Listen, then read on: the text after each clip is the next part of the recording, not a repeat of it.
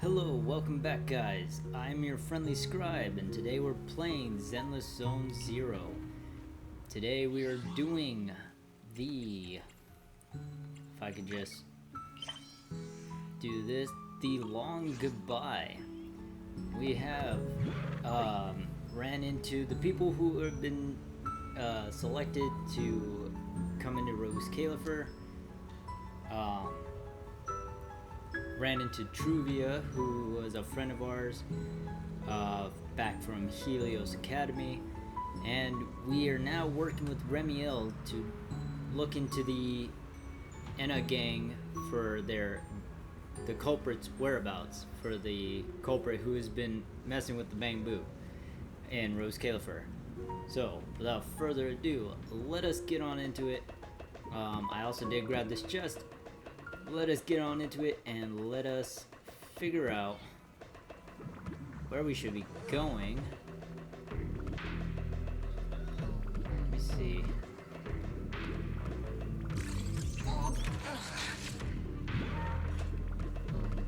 I mean, it says we can...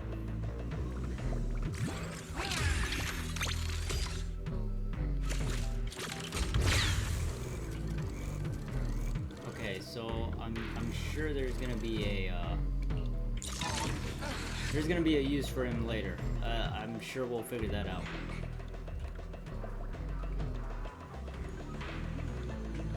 Okay, so now we gotta talk to Griff. Together with Remielle, you briefly explain to Griff what you were investigating. To avoid causing unnecessary panic, you deliberately leave out any information related to the culprit. Griff immediately gathers the nearby bamboo before long. Lady Remielle, Master Proxy, sorry to keep you both waiting. A few of the gang recognize the place you're looking for. Just as I'd expect from you, Griff. Quick and efficient.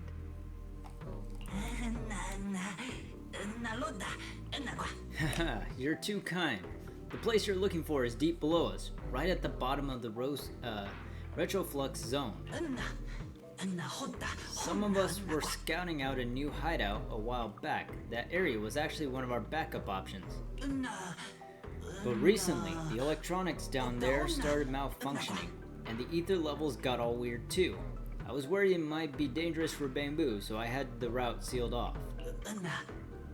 Master Proxy, are you really planning to go there? It's dangerous. I've even heard there's singularity leakages down there. Don't worry, Griff. I'll go with him. Huh? You're coming with me, Remielle? Wasn't that our agreement? I help you follow the culprit's trail, and you help me investigate Gerda Blulu. What? Have you forgotten already, my dear partner in crime? I can't shake the feeling that you just maneuvered me into this again. This is one of those moments when overthinking won't do you any favors, Mr. Detective. Besides, rather than concern yourself with such trivial details, my adorable little bamboo, before we officially set out, could you change back into your proxy form for me? Those short little arms and legs won't be much help after all. Master Proxy, we actually have another hidden entrance. It's inside the phone booth on Beckford Street. There's a hidden elevator there, and it's big enough for humans to use too. I'll let the bamboo guarding it know to wave you through when he sees you. Understood. I'll head there now. You quickly disconnect from the HDD and your consciousness returns to Amber Hall.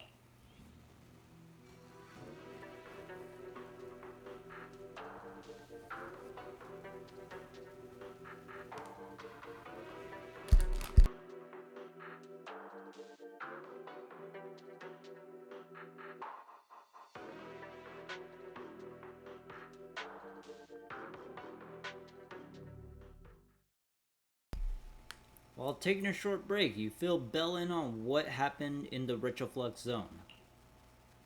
So the place where Toby was kidnapped really is at the very bottom of the retroflux zone. But I still feel like Remielle's keeping something from us. I feel the same way, honestly. Just like she said in her little Q&A game. You're not allowed to lie, but that doesn't mean you have to tell everything. Yeah. And we still have no idea why she tried to assassinate Lady Sunbringer in the first place. Or what she's actually after. Yeah, that secret that she was talking about in her demo. Yeah. I considered asking her directly why she tried to assassinate Lady Sunbringer while we were in the Retroflux zone, but I doubt I'd get a straightforward answer. As for her objective, that's much clearer. She wants to use mine and Pyrois' ability to manipulate the singularity leakage to help locate Gerta Blulu. Toby's kidnapping, the recurring singularity leakages, Gerta Blulu. I have a feeling there's a connection between all of them that we're still missing. Yeah, Remielle hinted at something similar as well. Looks like the only way we're getting any real answers is by finding that crime scene at the bottom of the Retroflux zone. Billy and Cecilia should both be resting in their rooms. Want me to call them over to help? That won't be necessary. Too many people could compromise the investigation, and it might make the Enna Gang Bangbu uneasy as well. Besides, with Pyrois and Remielle accompanying me, I think we'll be alright. Okay, stay alert. Fairy and I will support you remotely. Alright. Target located. Optimal route planned. Alright, we should get going. Forget your troubles. And let time. Approaching the target location. Navigation complete. Sigrid. Wow, Amber Hall was this close? No wonder Remielle can get there so easily. Huh? Wait, is that secret? No. Real quick. Not that one. You. So we got Prophet Boo. And I think that's it.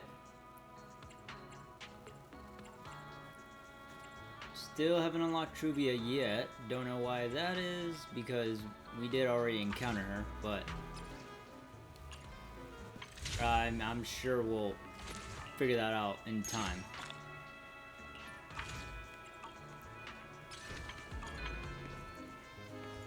No.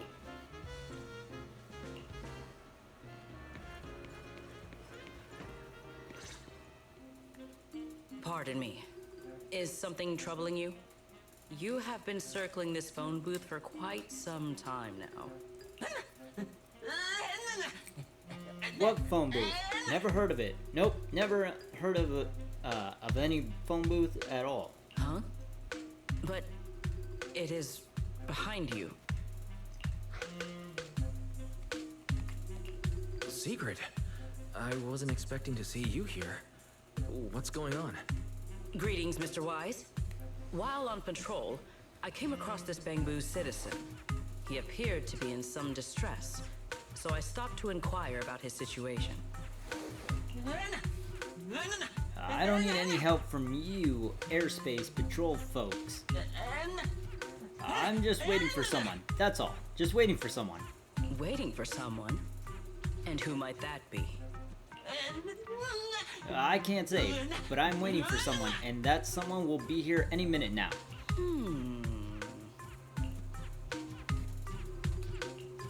This Bangbu. Is he the one Griff mentioned that's guarding the phone booth? He's way too nervous. Secret's starting to get suspicious. I need to come up with something before he gives himself away. Secret, actually. The person he's waiting for is... I see. Citizen, the one you await is Mr. Gaboo. Is that right? Mr. Gaboo. Whomst? Whoomst? I do not know. But we must stay here. We must wait for Mr. Gaboo. Perhaps today. Perhaps tomorrow. But one day, we shall wait no longer. For Mr. Gaboo will finally arrive. Oh, it's a line from the famous play, Awaiting Gaboo. Did I get that right, Mr. Actor? Huh? Actor? Who? Me? Are you not an actor from Spotlight Theater? But the line you just quoted was unmistakably from... Ah, wait. I understand now. In the script of Awaiting Kaboo, there is no phone booth, no Spotlight Theater, and no actor boo. He must have immersed himself in the role for so long that he is still mentally in character. Yes, that must be it. Sigrid, how have you been such a high representative in Airspace Patrol? With you always thinking like this. I ought not disturb his rehearsal any further. My apologies, Mr. Actor. I misunderstood the situation and rudely interrupted your rehearsal. Rehearsal? Oh, right. Boss says only through constant practice can we build courage and conviction and become outstanding bamboo, worthy of protecting Lady Sunbringer. Indeed. Only by holding fast to courage and conviction can we fulfill our duty to protect Rose Caliver. These two. How are they even having a conversation right now? They're not talking about the same thing at all. Oh well. At least Sigrid doesn't seem to suspect anything. If she learns that Remielle is involved, explaining the situation could get complicated. Oh well, we've come this far already. I'll deal with it later if it comes to that. Well then, now that the misunderstanding has been cleared up, I shall not interrupt your rehearsal any further. Farewell, you two. I wish you a pleasant day. After nodding to you, Sigrid leaves. Did I hear that right? Lady Sigrid was actually cheering us on? Could it be Lady Sigrid is secretly one of the Enna gang? No, absolutely not. This has been a huge misunderstanding. After quite a bit of explaining, you finally convinced the bamboo in front of you to drop that absurd idea. With the bamboo leading the way, you take the hidden elevator inside the phone booth back to the Retroflux zone.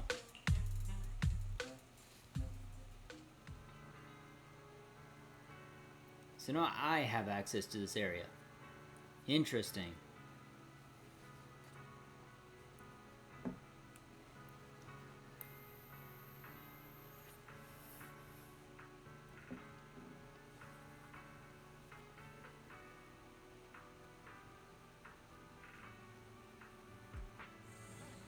Well, it's about time you showed up. Amber Hall isn't that far. What kept you? You're acting more and more like a partner in crime now.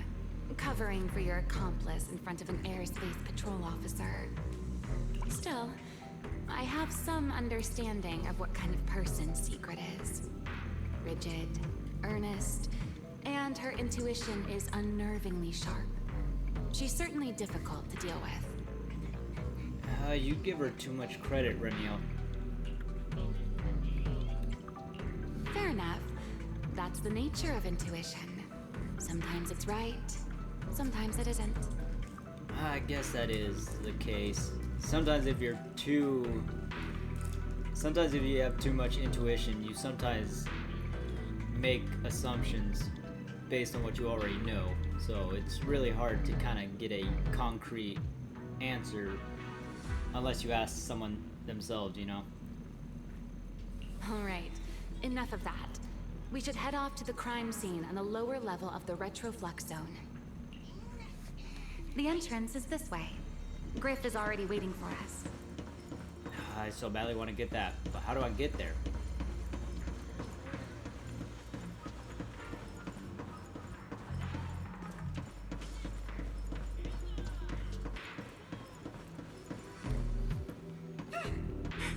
Wow, so this is what Master Proxy really looks like. So tall, so handsome. Alright, Griff. That's enough flattery. The sky will get dark soon, so we should get moving. Ah yes, honored guest. Look, I've already cleared the way, the barricades around the elevator ahead. It goes straight down to the bottom of the Retroflux zone. You'll be there in no time. But After you take the elevator down, you'll need to head a little further in to get to the place in the photo. From there, it's pretty straightforward, so you shouldn't have any trouble finding it. Safe travels, honored guests. Let's go. It would have been cool if we could have had Sigrid on the team, but yeah, since Remielle is also a fugitive, it'd be hard to get Sigrid on the same team. Would have been nice though, so I can at least see what her playstyle is like past the tutorials. Or not the tutorials, past what I've seen in the videos and stuff. Together with Remielle, you take the elevator to the bottom floor to the retroflux zone. Here we are. The bottom floor of the retroflux zone. The lingering ether here isn't normal. Similar to the energy hub. The concentration and activity levels are way off. In other words, there's probably another singularity leakage deeper inside. Come to think of it, Griff mentioned something like that too. Suddenly, a white feather drifts into view and playfully grazes the tip of your nose. No, that tickles. Remielle, what are you doing? Why, to bring a certain someone back from his own little world, of course. Now then, Mr. Detective, what new clue have you uncovered? Oh my, are you upset? Then how about this? I'll give you a feather as well, and you can try to get me to sneeze too. Then we'll be even Steven. Deal?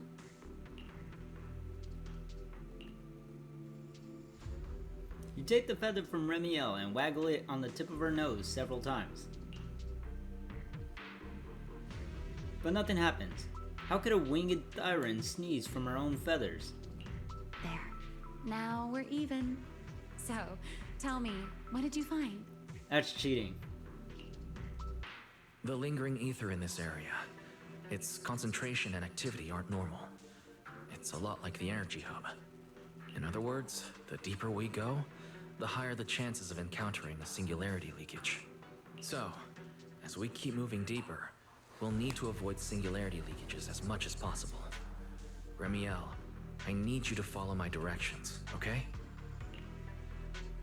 I'm confident in my abilities as a proxy, so it shouldn't be a problem. Remielle, are you listening? Remielle. I'm listening. Please, go on. I already finished, Miss Absent-Minded Void Hunter. My apologies. My mind wandered for a moment. It won't happen again, but I did hear everything you said. Really. Relax. I'll follow your lead. After all, your faith in the legendary Proxy. I'll leave the route planning to you. Oh, great Faithin. Okay. Must we use... Oh, I ruined that. How did Valina get slotted in the team?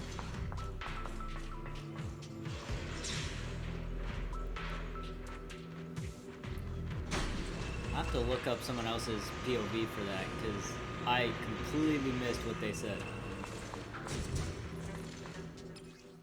Yep, I know. Be careful. All about this. These mechs are behaving strangely. These abandoned mechs. They were most likely affected by a singularity leakage.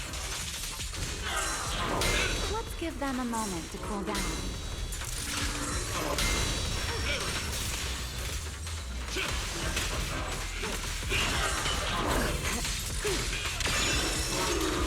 Wind shear. Consider your survival. Info and death shall be physical. I'll remember. Your fault. Huh?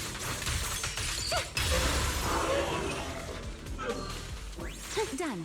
Let's keep moving.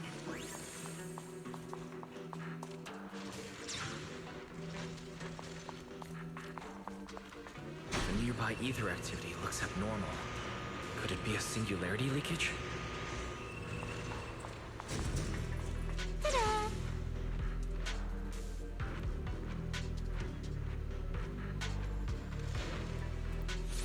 There are way more enemies around here than I expected. Remielle, how's it going on your end?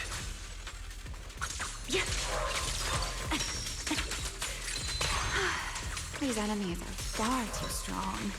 I couldn't possibly defeat them. Abandoned mech beats first generation Void Hunter. That would make quite the headline. Speaking of which, your combat skills are improving rather slowly, aren't they?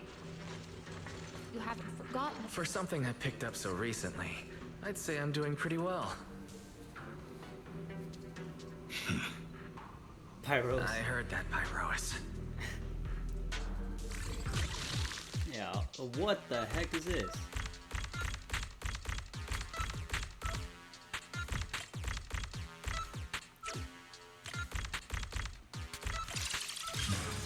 Are you serious?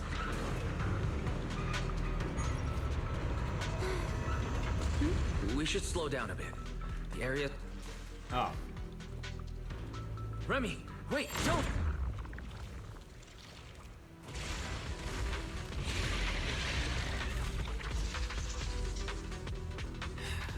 Alright, here we go. We still ended up entering the singularity leakage. Since we're here, let's finish this quickly. Alright. So let's handle this, Pyrois.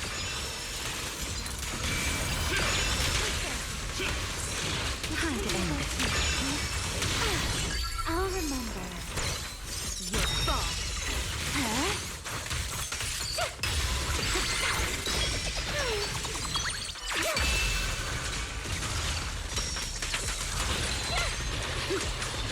A dance.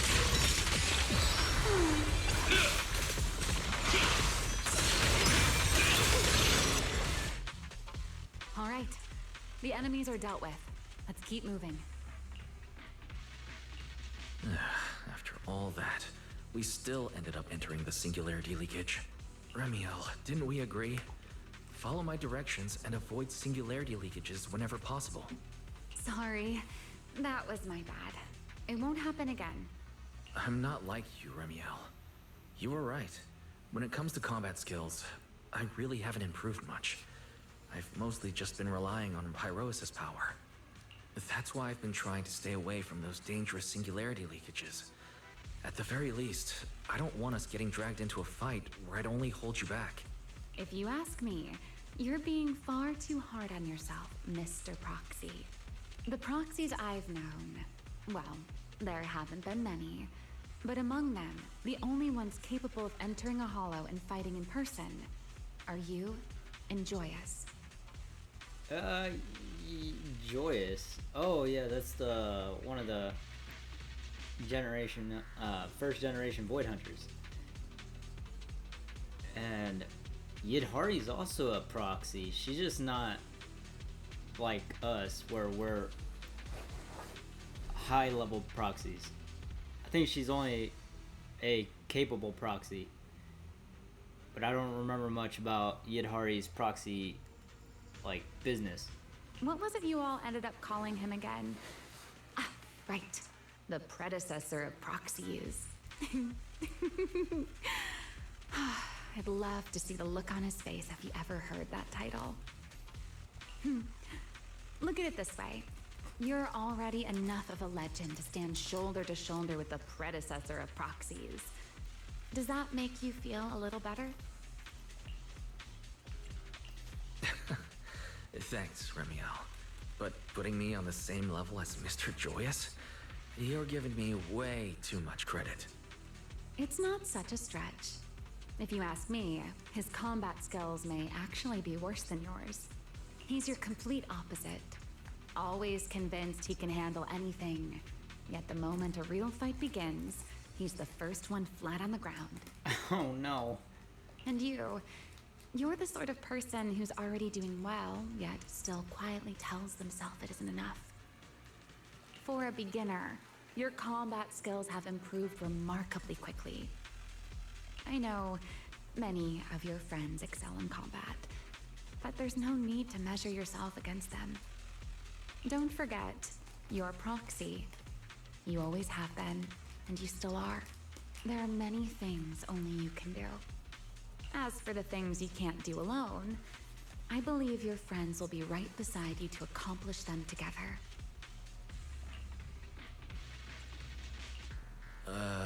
Remielle, where did all that come from? And no riddles? Did your chronic riddler syndrome finally clear up? Oh my, I thought you'd at least thank me first.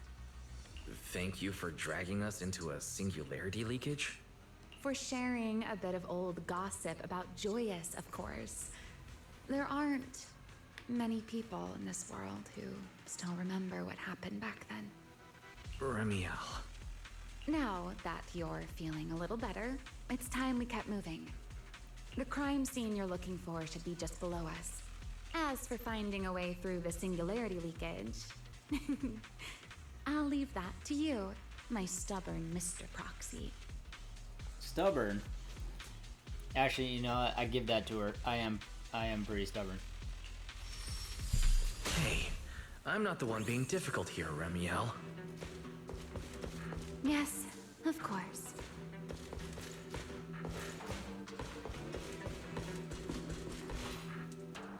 Alright.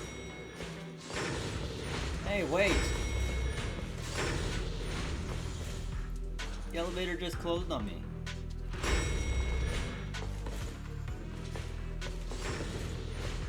I'll leave the fighting to you, Remielle. As you say, Mr. Proxy. You won't be disappointed. Take this.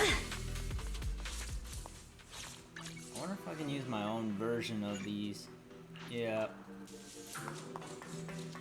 Are the enemies in this area actually increasing in number? This hardly counts as a warm-up. Feels like we're really starting to get in sync, Mr. Proxy. I can still keep up with you. If I push just a little harder.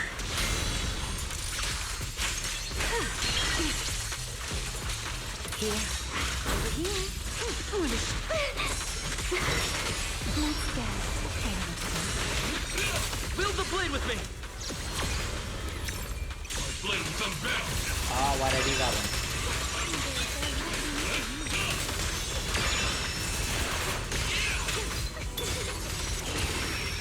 Finally, that's over. We should keep going. Your stamina is just short of a passing grade, Mr. Proxy. Up ahead. That's the place from Toby's memory. Are you kidding me? What the heck is that thing? That's a strong ether activity reaction. Master, I'm picking up ether activity similar to that of Toby. In other words, the culprit used this mech to hurt Toby. Remielle, don't completely destroy it. It has clues connected to the culprit. That's asking a great deal. Fine. Understood. Strike down! A single moment will become eternity. You can't run. Let's stir up some trouble.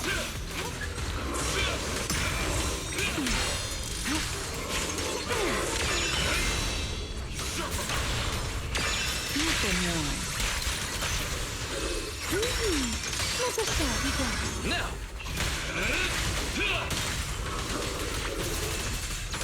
It'll be over soon.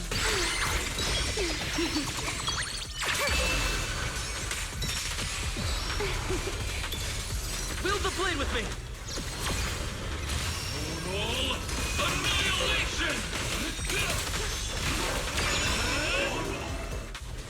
Nice.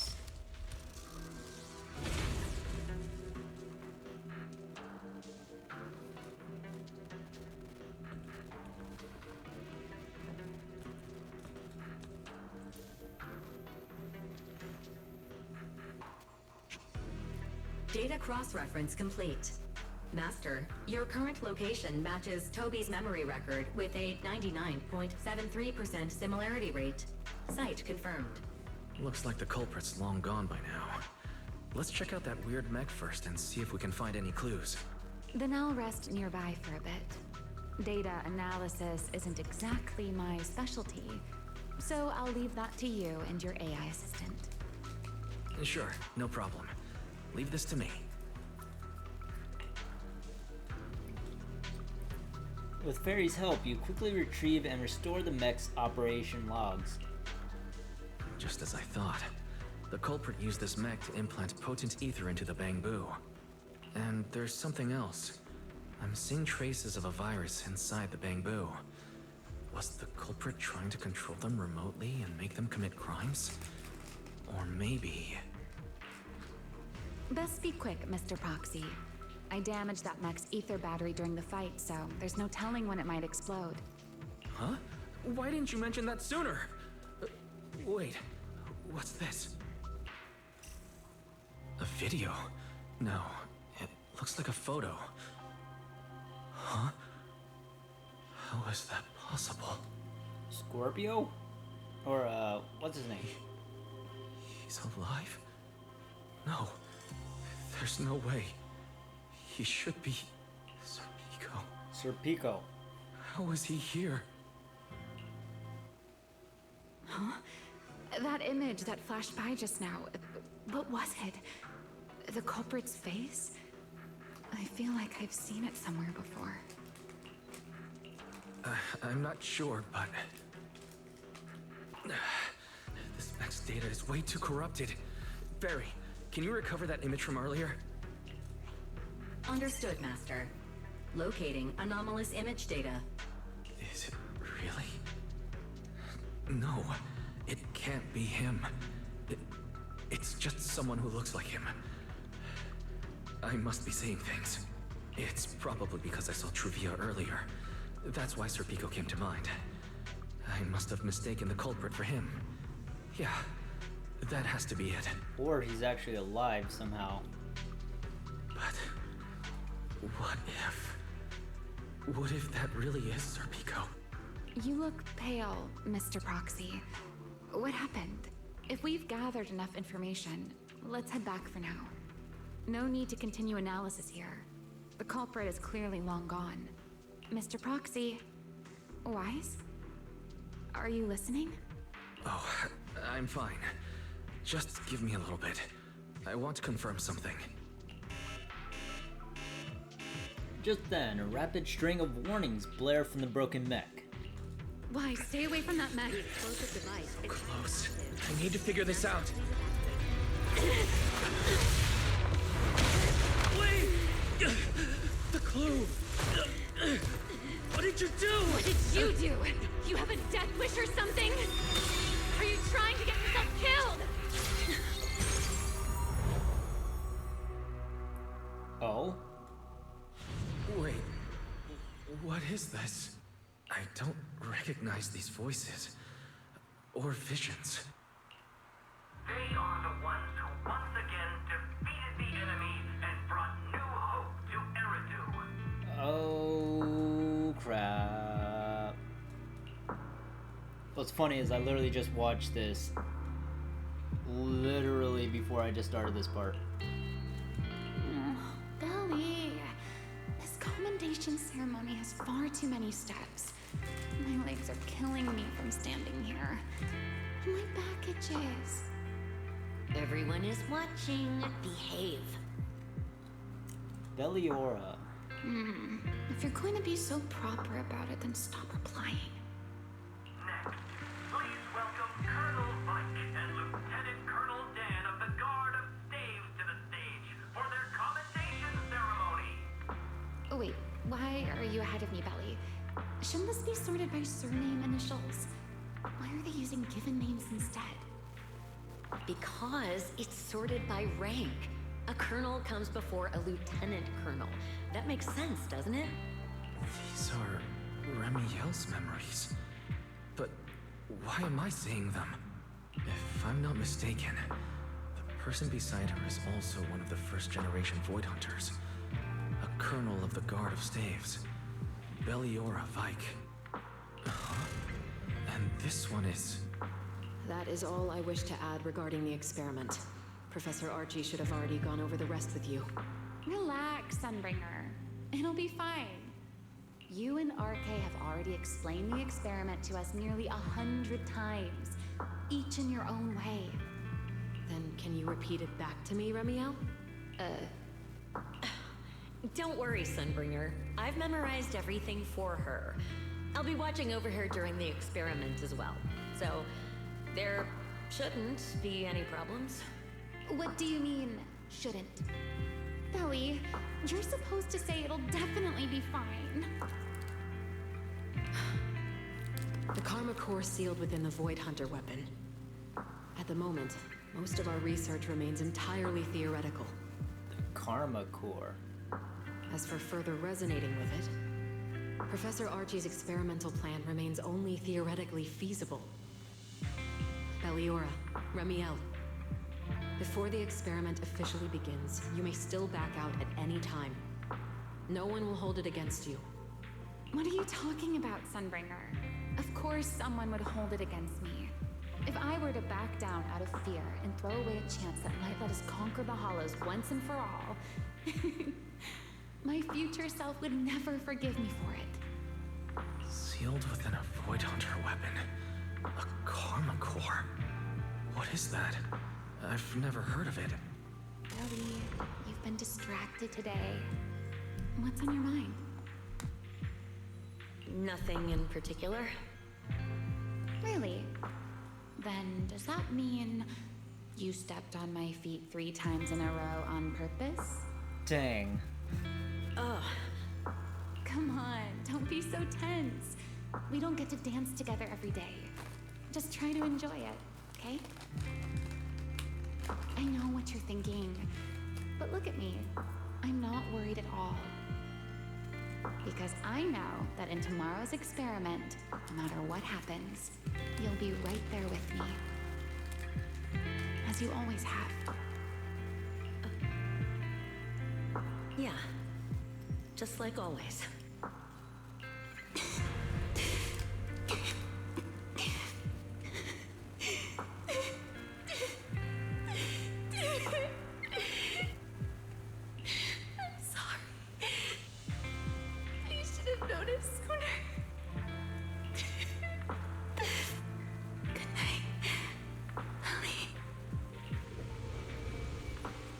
Countless shards of memories surge toward you like a tide. And then you are swallowed completely by endless darkness.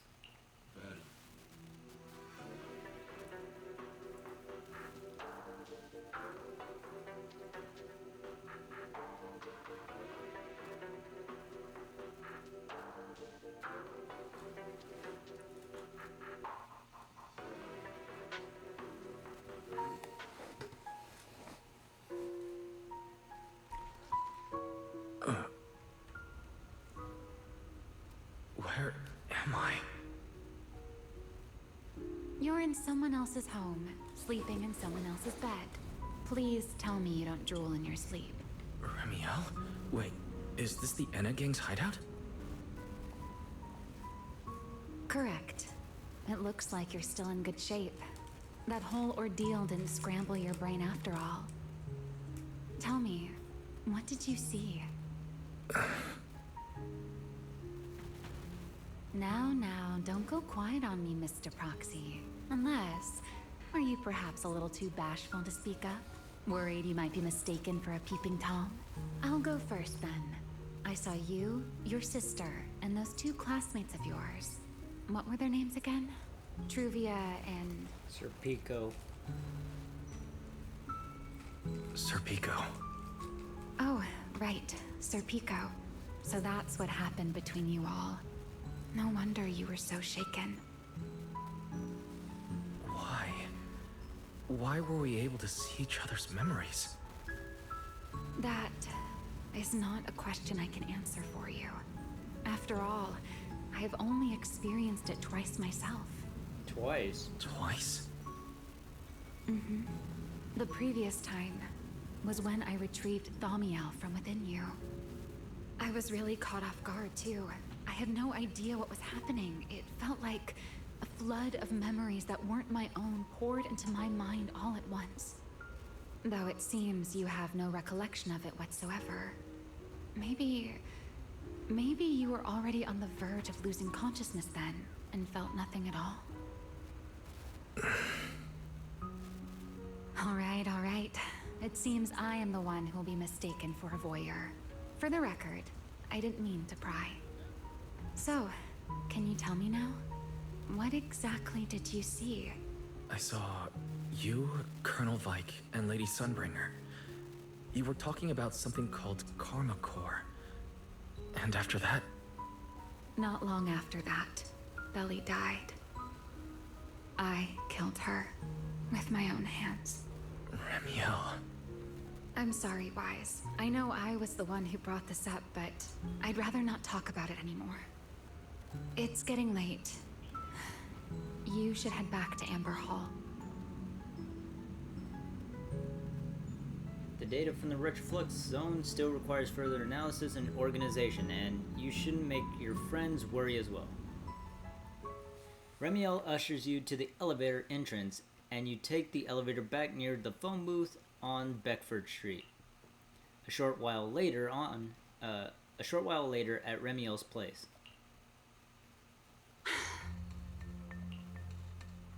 Does everyone in that covenant of yours have this nasty habit of haunting people like restless ghosts? I'm simply concerned about your mental state, Remielle. Then this is the worst possible time to appear. I can at least pretend you don't exist if you just stay away. Sorry. If you are truly sorry, then disappear. Now. You knew all along that Faith and I would have that strange resonance, didn't you? I'll take your silence as a yes. Yes. I knew all along that he would have an anomalous resonance with you. The part of you that's already fused with the Karma Core. Anomalous resonance. But I'm sorry. I did not expect the two of you to see fragments of each other's memories because of it. Fine. Since you are being so sincere, I will forgive you this once. So, why did you show up this time? Surely you didn't come all this way just to apologize.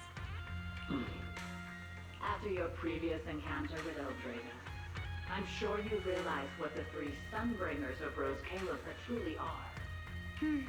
Perhaps. I'm not drawing any conclusions here, but I have a fairly good guess. Sunbringer. She always did have a habit of taking things too far. What's your plan then? My plan? Well, how about a short summer vacation here in Rose Califer for now? Remielle, I hate to remind you again, but time is running out. Though, to be honest, I don't think you need to be in such a hurry. I know that storm you foresaw better than you ever will. And I also know when it will arrive. And before it's finally here, let me rest a while longer. In this city in the sky, opportunities like this don't come often, so I just want to take one more good look at the ideal city my old friend poured her life's work into building. And at the final gift she left for this world.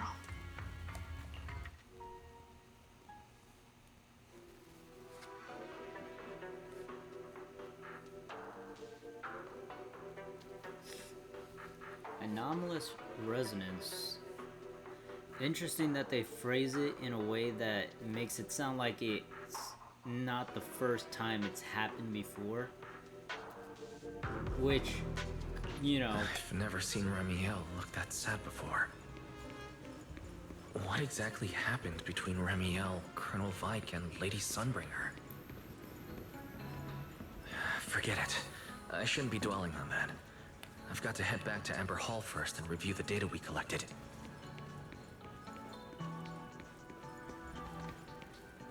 Yeah, back to what I was saying. It seems like it's happened before.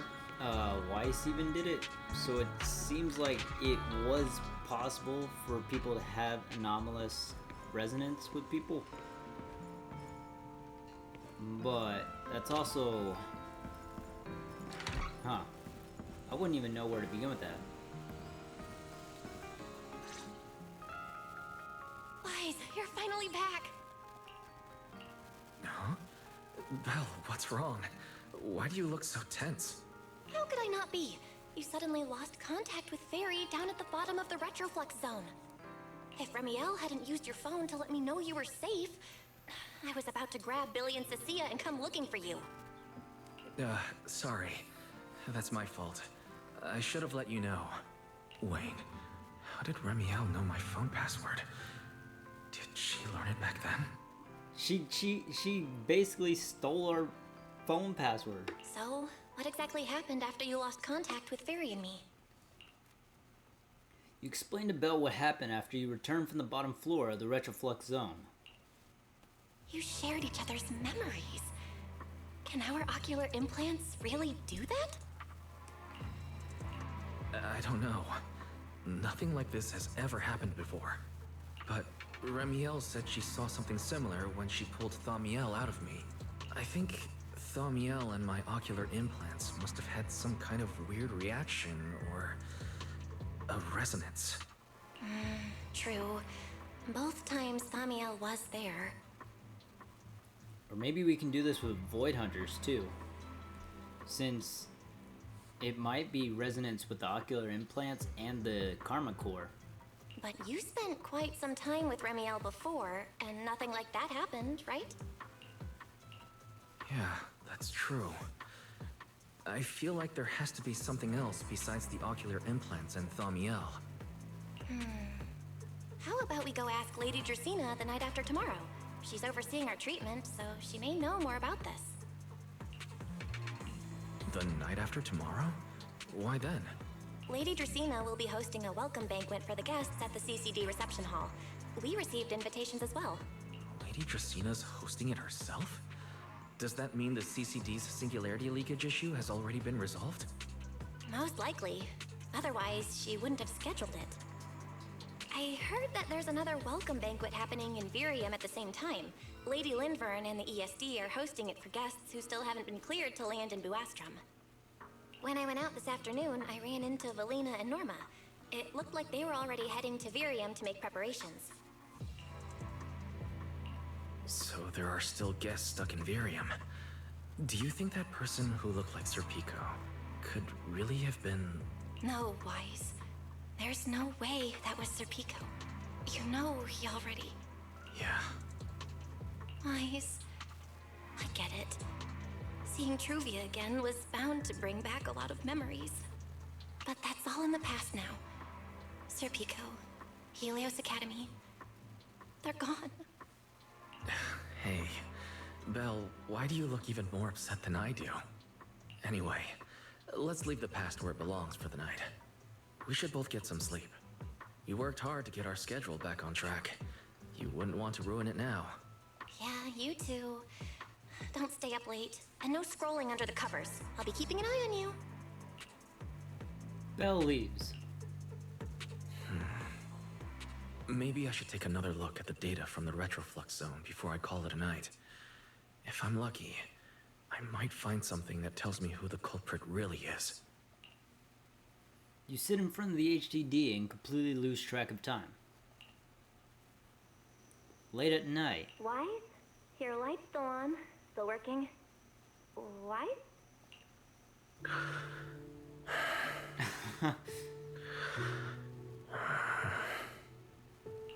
Literally asleep. I told him to go to bed early, and here we are. Huh? These scattered papers here are...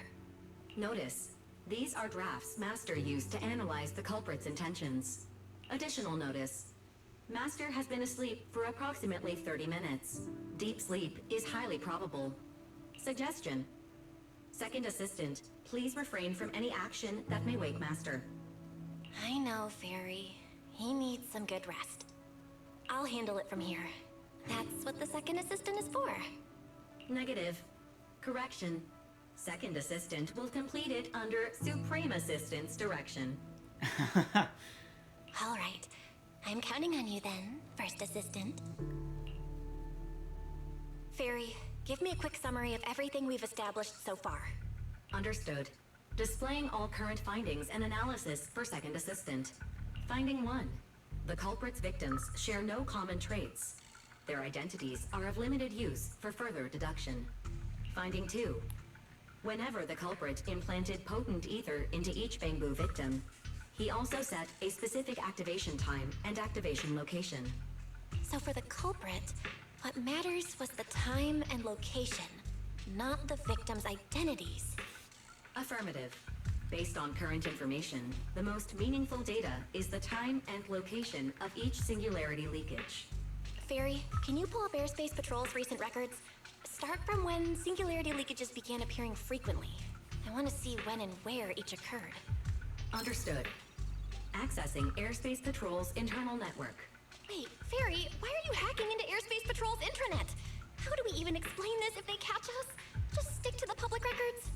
Too late, Second Assistant. Intrusion and search processes complete. Oh my gosh. A complete schematic has been generated for Second Assistant, with all singularity leakage times and locations marked. So these circles mark where each singularity leakage appeared, right? The energy hub, the retroflux zone, the CCD. Looking at the map, they appear to be randomly scattered around Buastrom. Oh, right. I remember now. Even after a singularity leakage disappears, there's still a window where it can be reactivated. Affirmative. Such events exist in archived records. Fairy, could you mark the locations of these reactivated singularity leakages as well? Understood. Corresponding locations have been added to the map for Second Assistant. So there's 2 main ones. The positions changed a lot. No wonder Lady Dracaena spent so long dealing with the CCD singularity leakage problem. Huh? Fairy, what's the significance of these overlapping areas? Answer. These indicate multiple singularity leakages occurring in close proximity, both in time and location. Analysis. Under these conditions, multiple singularity leakages interact, causing the affected area in real space to expand accordingly. So what you're saying is, multiple singularity leakages that appear at the same time and place can overlap? Wait, does that mean... Fairy, can you reorganize this data again? I want to pinpoint when and where these singularity leakages came closest to overlapping. Understood. Generating new analysis results for Second Assistant. What the heck? This is it. This has to be it. How long was I out? The fairy, it said wake me up after a bit. Huh? Belle, what are you doing here?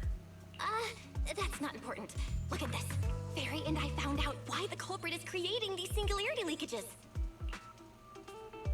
What is this? This is the location of the singularity leakage the culprit created last week, 3 days after we rescued Toby. Each of these singularity leakages overlaps with the others, and the affected area stretches from the edge of Scommel Hollow all the way to Buastrom's main urban district. So, the culprit could use this method to move something from Scommel Hollow to Buastrom. Wait, it couldn't be. Gerta Blulu? Yeah, I think so too. The culprit's real objective is likely to move Gerta Blulu into Buastrom's urban district. What? When you encountered it before, it already showed a clear tendency to be attracted to singularity leakages. Okay, but what happens after that? Once Gerta Blulu is moved into Buastrom's urban district, then what? And besides, If it's really inside the singularity leakages in Buastrom right now, why hasn't anyone found it? Looks like we'll have to follow the trail of the singularity leakages and investigate on site. Yeah, I was thinking the same thing. Once it's daylight, Billy, Cecilia, and I will head to the energy hub. Maybe we can follow whatever traces are left and find a new lead. After saying goodnight to Belle, you rest for a few hours. Soon another morning arrives. I slept pretty badly last night. Oh well. I should head downstairs and find Billy and the others first.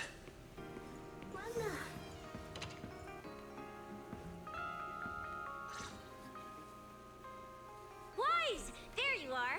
Belle already told us everything. Now that's our manager! You found a clue on the culprit in no time at all! Alright, time to investigate the site. We'll head to the energy hub and trace the singularity leakages as they appear, until we locate either the culprit or Gerta Blulu. Right. Fairy and I will stay here and back you up remotely, just like before. Wise, if you run into the culprit or Gerta Blulu, don't do anything reckless, okay?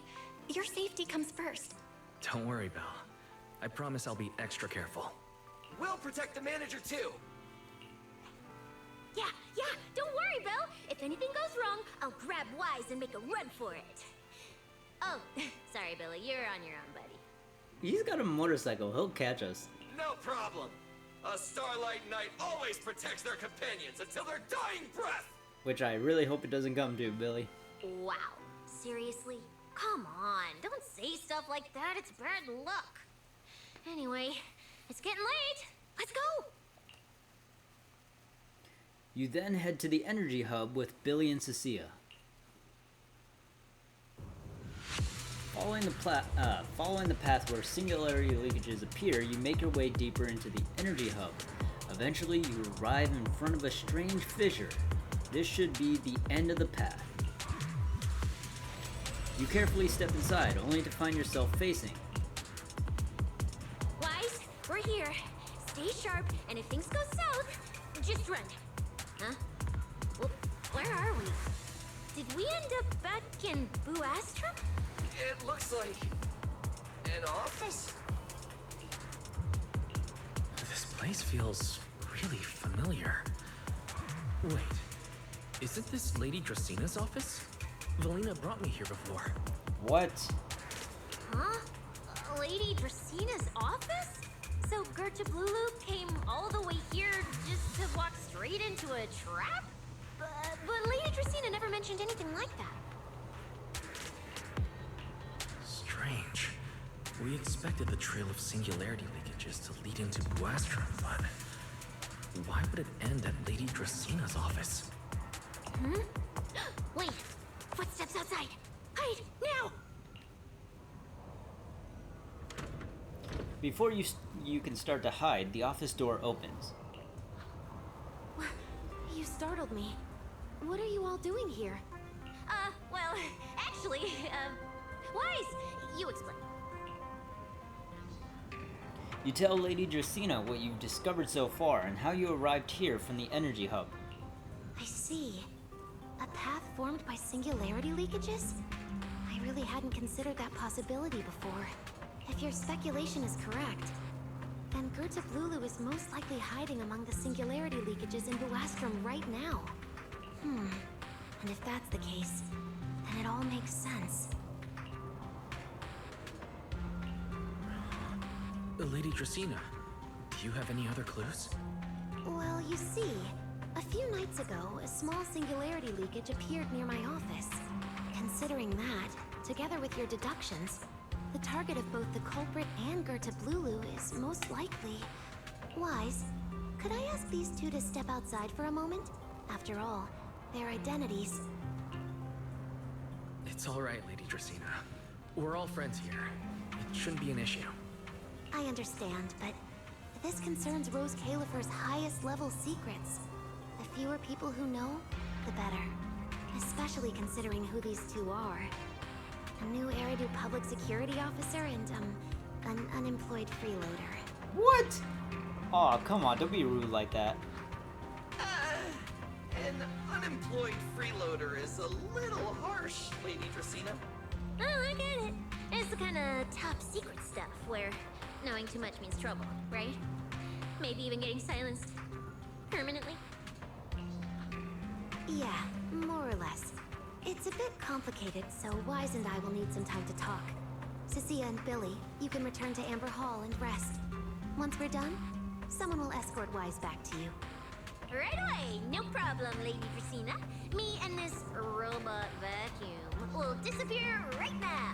We already stopped listening. Cecilia hurries away with Billy in tow. Something feels off. Why am I treated differently from Cecilia and Billy? Is it something about my identity? Why would Lady Dracaena send them away like that? Should I call them back here? What is it, Wise? Something on your mind? It's nothing, Lady Dracaena. Come here, Wise. I'll tell you what happened that night. That night, I had just returned to my office when I sensed an unusually strong ether presence in the air. The source seems to be somewhere around here. Now that you mention it, there still is a faint trace of ether in this room. Aside from the residual ether, these documents were scattered across the floor at the time. Lady Dracaena, are these documents connected to the incident? Compare them with what you have found. Once you read them, you will understand. CCD facility renovation plans, personnel transfer records, Rosetta Data daily reports. They don't seem to have much in common. It might just be me, but I don't like the way Dracaena is posed up like that in this like little scene here, because you can't see her eyes, but she's smiling like very menacingly. What's going on? My eyes just... Wait, that ethereal broke in several days ago. So why is there still ether residue? And the ether isn't coming from in front of me. It feels more like behind me. Wise.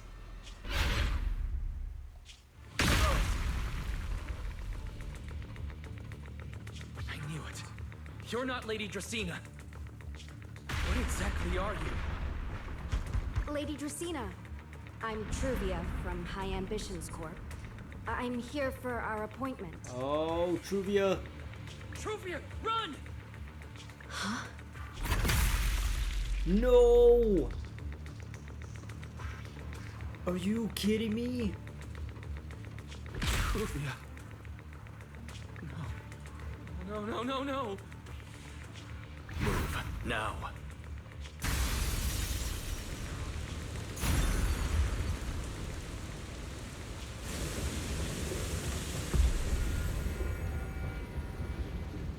Oh my god. Did that really just happen?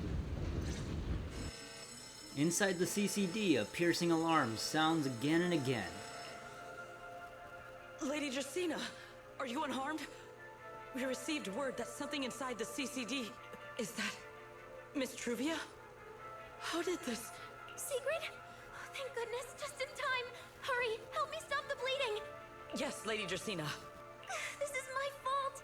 I shouldn't have left her here alone with Wise. What? Wise? Lady Dracaena, forgive my boldness, but do you mean Mr. Wise gravely wounded Miss Truvia? Yes, that's what happened. What I mean is, I never realized there was such a deep animosity between Wise and Truvia. But I believe Wise must have acted on impulse. He would never do this otherwise. In any case, our first priority is to find Wise and get to the bottom of this. He just fled. Lindvern isn't here, so can I count on you to handle this, Secret? Secret, is something troubling you? My apologies, Lady Dracaena. I will find Wise at once and bring him back to you. Good. I'll leave that to you, Secret. And about tonight, keep it quiet for now. We don't want our guests who've just arrived to feel any unnecessary panic. Yes, Lady Dracena. Oh my god. Go, Secret. Go fulfill your duty. Find him, arrest him, and then bring him back to me. Meanwhile, somewhere in the City of the Skies. Pyrois! Why did you pull me away? Truvia, she was right there. Why wouldn't you let me save her? Because she's beyond saving. Her wounds were clearly fatal. There was no way to save her. Are you kidding me? And that thing that appeared like Sunbringer, we cannot face it on our own. But aren't you powerful, Pyrois? You're supposed to be powerful, Pyrois. So why? Why didn't you use that power to save her? Are you sure? Do you really want to see the rest of Rose Califer buried alongside your old classmate? Acting on impulse won't save her, and it won't help you either. Take some time to clear your head in the rain before that thing finds you. And then go do what only you can do. What you have to do. Something only I can do. But right now, I can't do anything. I can't believe that happened.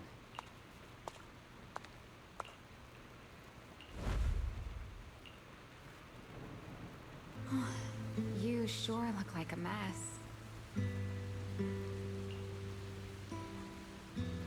Remielle. Great. It's only been one day. How did you end up like this?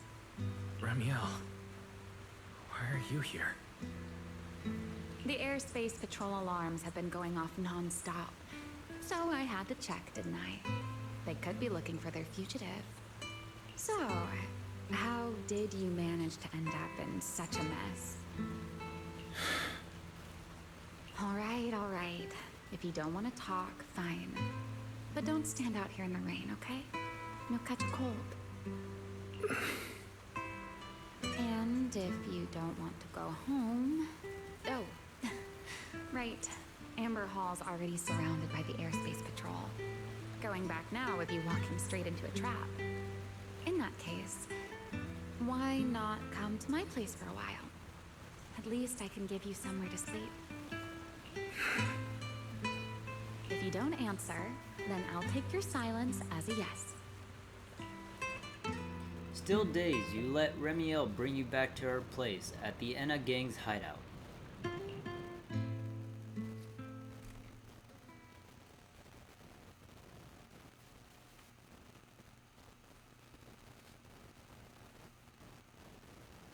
I'm still stunned. I can't believe that happened. We literally just reunited with Truvia, and that's the first thing that happens to her.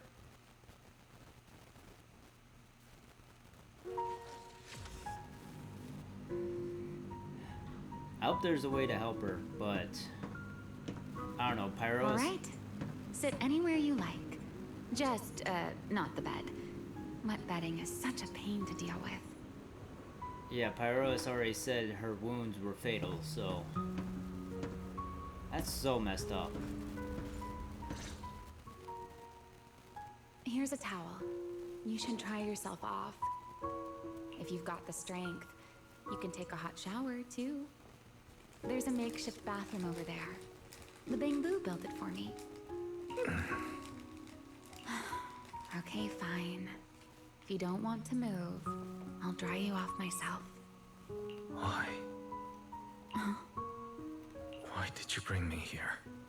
Hey, shouldn't you thank me first, Mr. Soaked to the Bone? Thanks, Remielle. Since when did you become so obedient? That is doesn't like you at all. If you really want to show your thanks, here, it's your turn. Remielle hands over another clean towel as she speaks. My turn? To do what? Your turn to dry my wings for me, of course. There are spots I can't reach on my own. Hey, what's with that look? I've already dried you off. Now it's your turn to return the favor.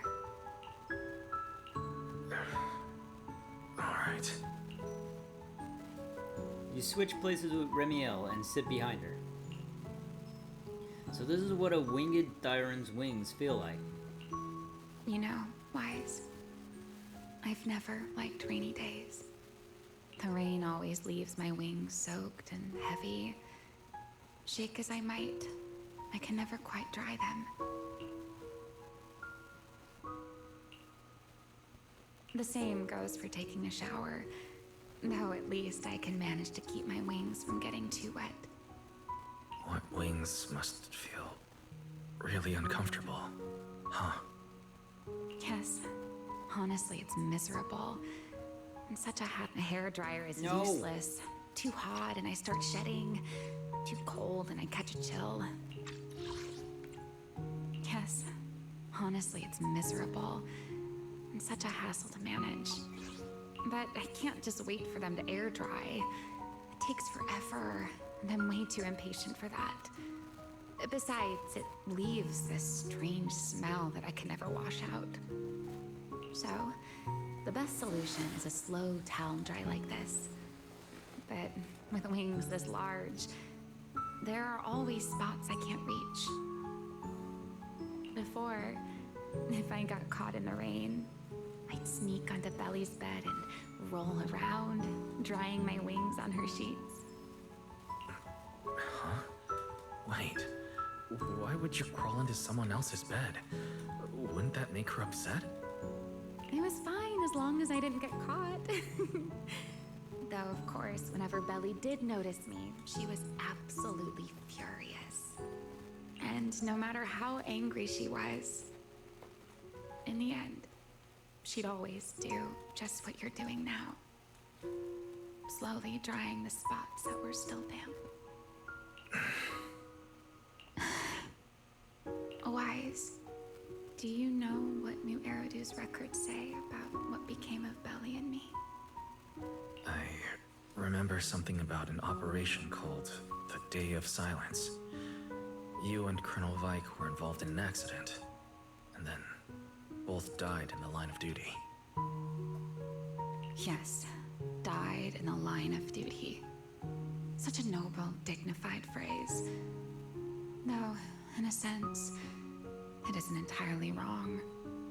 After all, for us Void Hunters, our first and only duty was to suppress the Karma Core inside our weapons. The Karma Core inside the Void Hunter's weapons? That's right. Remember the Enchainer I mentioned before? What truly sets them apart from ordinary ethereals is a special core known as a Karma Core, found only within an Enchainer. According to RK, a Karma Core differs from an ordinary Ether Core. It doesn't form naturally.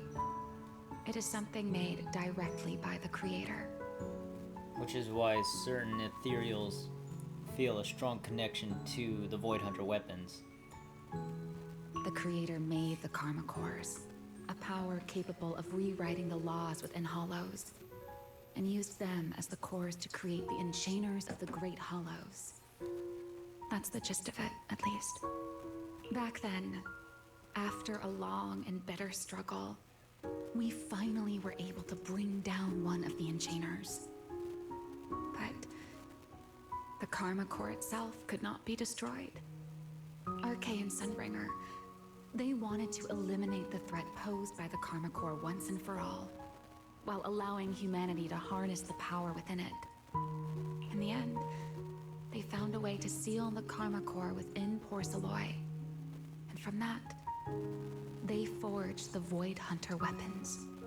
So, The power inside Void Hunter weapons ultimately comes from the creator? Which was Zhao Guan's part of the chapter 2. It should have been obvious. Yes, which is exactly why there are so many side effects. At the time, we were naive enough to believe that if we could truly master that power, humanity might finally overcome the Hollows once and for all. So, when Arcade and Sunbringer proposed the plan, we never doubted it for a moment. Lady Sunbringer and Professor Arcade's plan? Yes. Project Sunseeker. I'll never forget that accursed name for as long as I live. Simply put, it was an experiment that used vast quantities of porcelloi as a medium to partially fuse us Void Hunters with the Karma Core sealed within our weapons. They fused you with a Karma Core. Then that would mean... It meant we'd become artificial enchainers.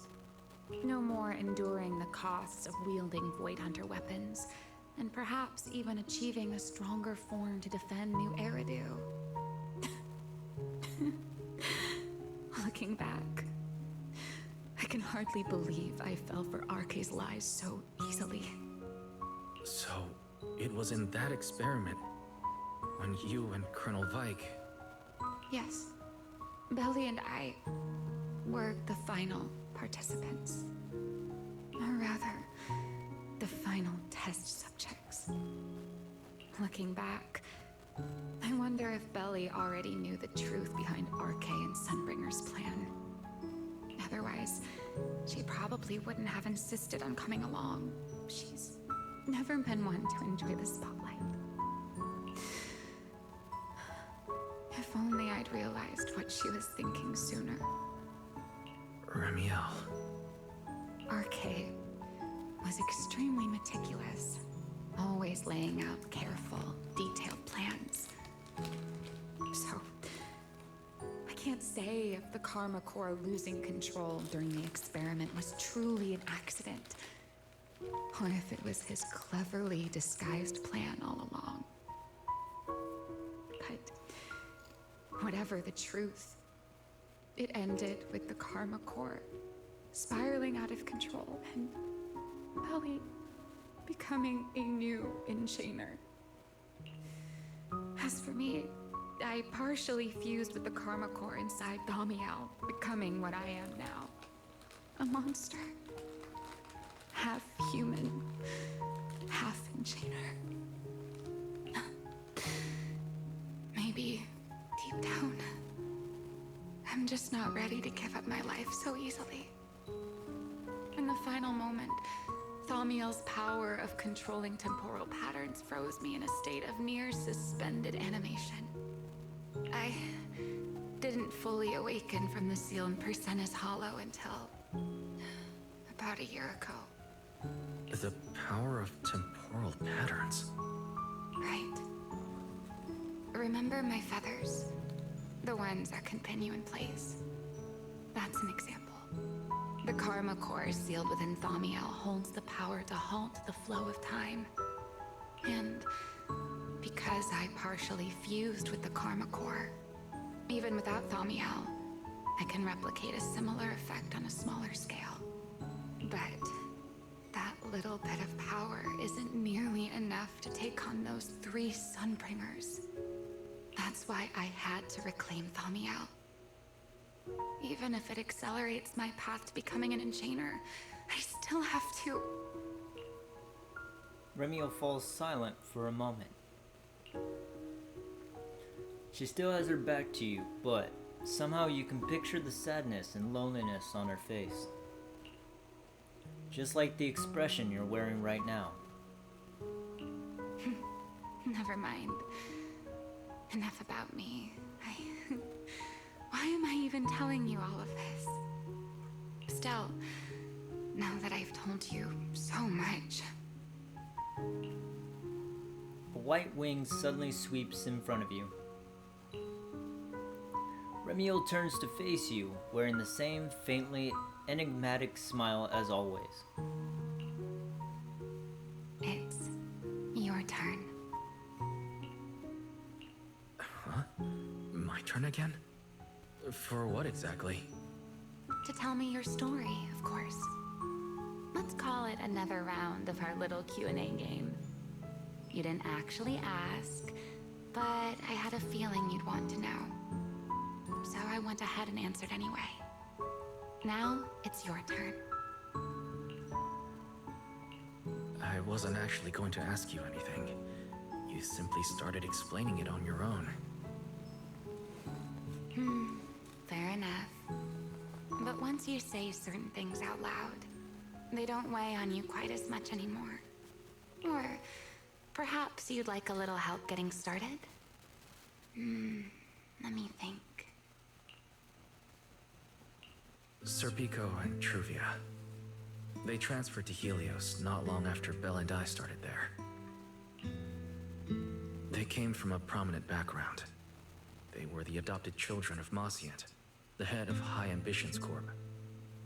They were exceptional students as well, so it didn't take long for them to become some of the Academy's most talked about students. We were all studying under Miss Carroll at the time, and before long, we became close friends. Back then, we all had ambitious plans for the future, understanding the Hollows, perhaps even conquering the 6 Great Hollows. In our teacher's words, we were meant to seize the sun called Helios. Later, the 4 of us who ranked at the top became the only 4 people ever to have smart ocular implants. Then, during a performance test for the implants, I lost control. Serpico. He died because of me. When I finally woke up in the hospital, I learned that Truvia had been taken away by people from High Ambitions Corp the day after the incident. The next time I saw her was during the fall of the old capital. She was with one of High Ambitions' rescue teams. To be honest, I never imagined we'd meet again like that. Belle and I were seriously injured, but we still wanted to go back. Back to the ruins of Helios, to save as many people as we could. We begged Truvia for High Ambitions' help. We promised we'd guide them through the Hollows, that we'd do whatever it took. But she turned us down without hesitation. I can't really remember what happened after that. But on that day at Helios, no one made it out alive except Belle and me. Then in Roskalifer, I met Truvia again. We talked about the past, but the way she spoke about it felt as though she were talking about someone else's life. I didn't know how to face her. And ever since then, no matter what I do, I can't shake the feeling that I'm being watched. That gaze. I don't know whether it was Truvia's or Serpico's, or... Perhaps it was your own. The you from the past. The one who kept thinking, if only I'd done something sooner. The one who never managed to forgive themselves. Making peace with the past isn't easy. And sometimes, you don't get the chance at all. Yeah. There won't be another chance. Truvia. She was killed by Dracena. By that thing pretending to be Dracena. Something pretending to be Dracena. Wise, what exactly happened before I found you? Will you tell me? You tell Remielle everything that happened inside the CCD. I see. So that means Dracena, the youngest of the Sunbringers, had already... No. Judging from the timeline and the outcome, perhaps not yet. Suddenly a commotion erupts outside. Hurried bamboo footsteps and frantic shouting echo through the area. What's happening outside? I'm not sure. Let's go find out. Go back. There's nothing here. Forgive me, but I cannot obey. Is that secret? Oh no.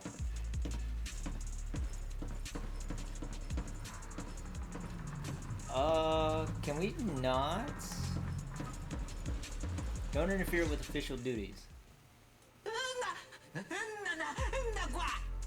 Lady Sigrid, please, don't come any closer. There's nothing here. I am afraid I cannot comply. I know Mr. Wise is here, and I have come to take him back. Please do not stand in the way of my duty. Secret. She won't be easy to fool. Wise, hide for now. I'll think of something. Wise? What are you doing? Sigrid, there's no need to pressure them. I'm right here. Thank you for your understanding and cooperation, Mr. Wise. But I'm sorry. I can't go back with you. You came out on your own?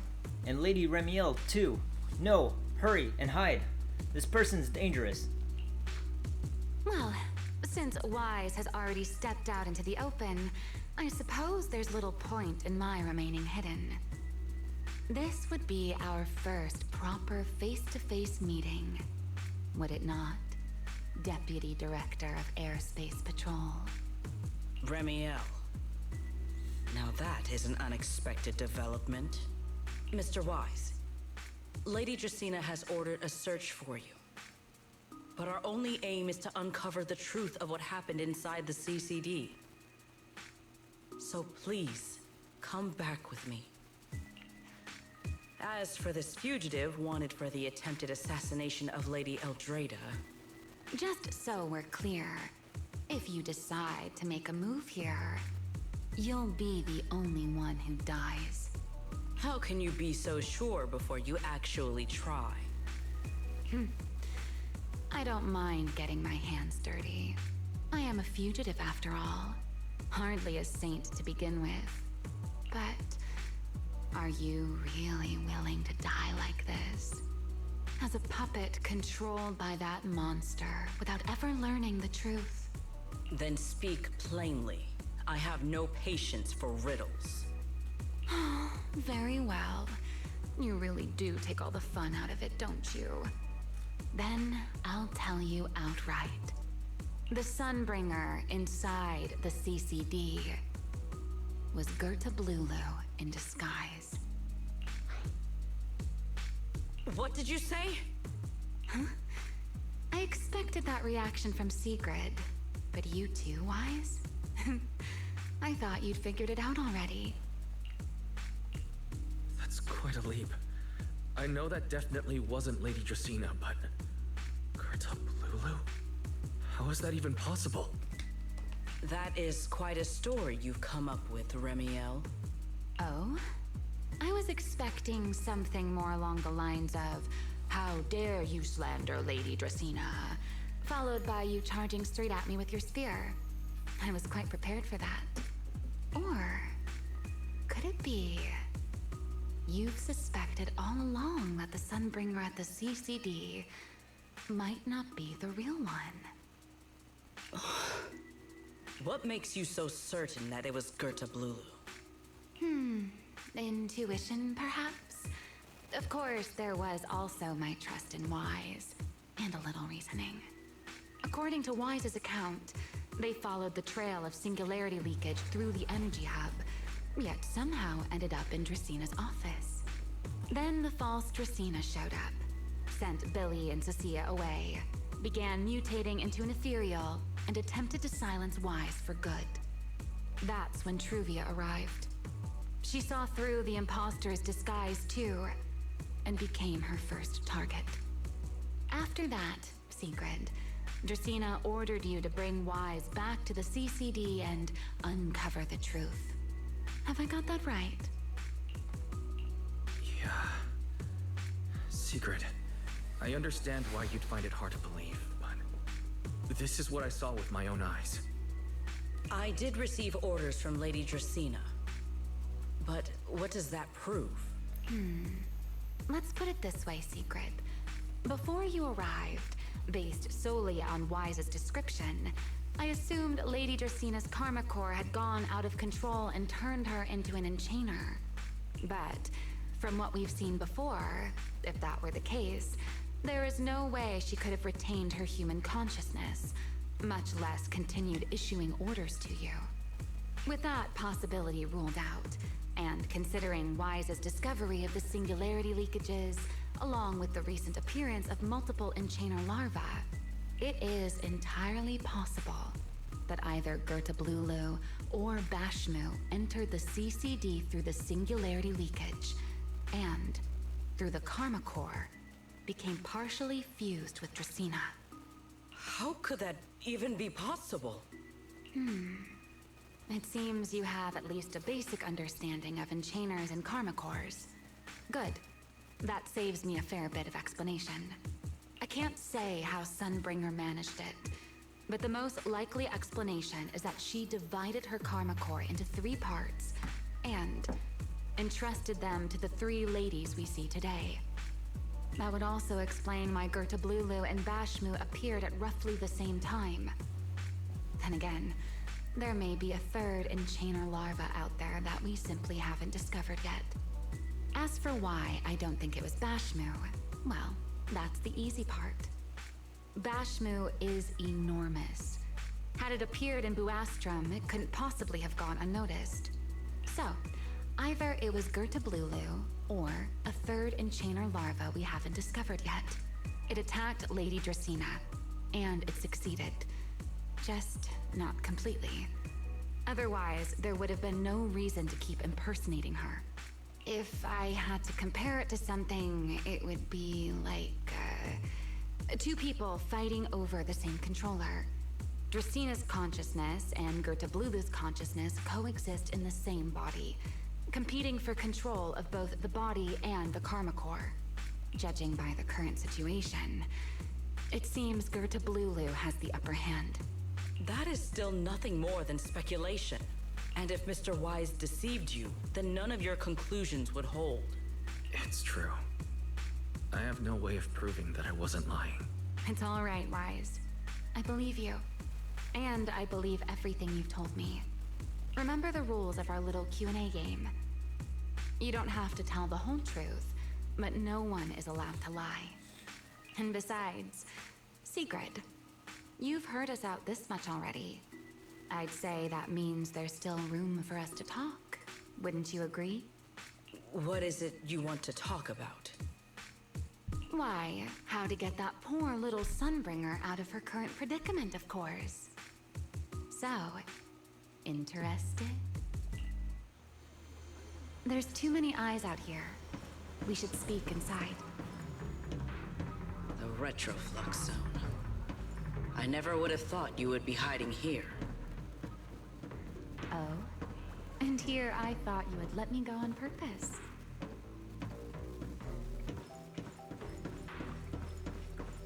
That is so much to take in. Oh my gosh. I didn't think it was Gertablulu. I never expected the Airspace Patrol surveillance network to have such a glaring blind spot. Would you call it that? Before all this, I wouldn't have believed anyone would willingly live in the sewers with a whole colony of bamboo either. I was pretty shocked when I first got here too. All right, let's save the small talk for later. Let's discuss how we're going to deal with Gertablulu.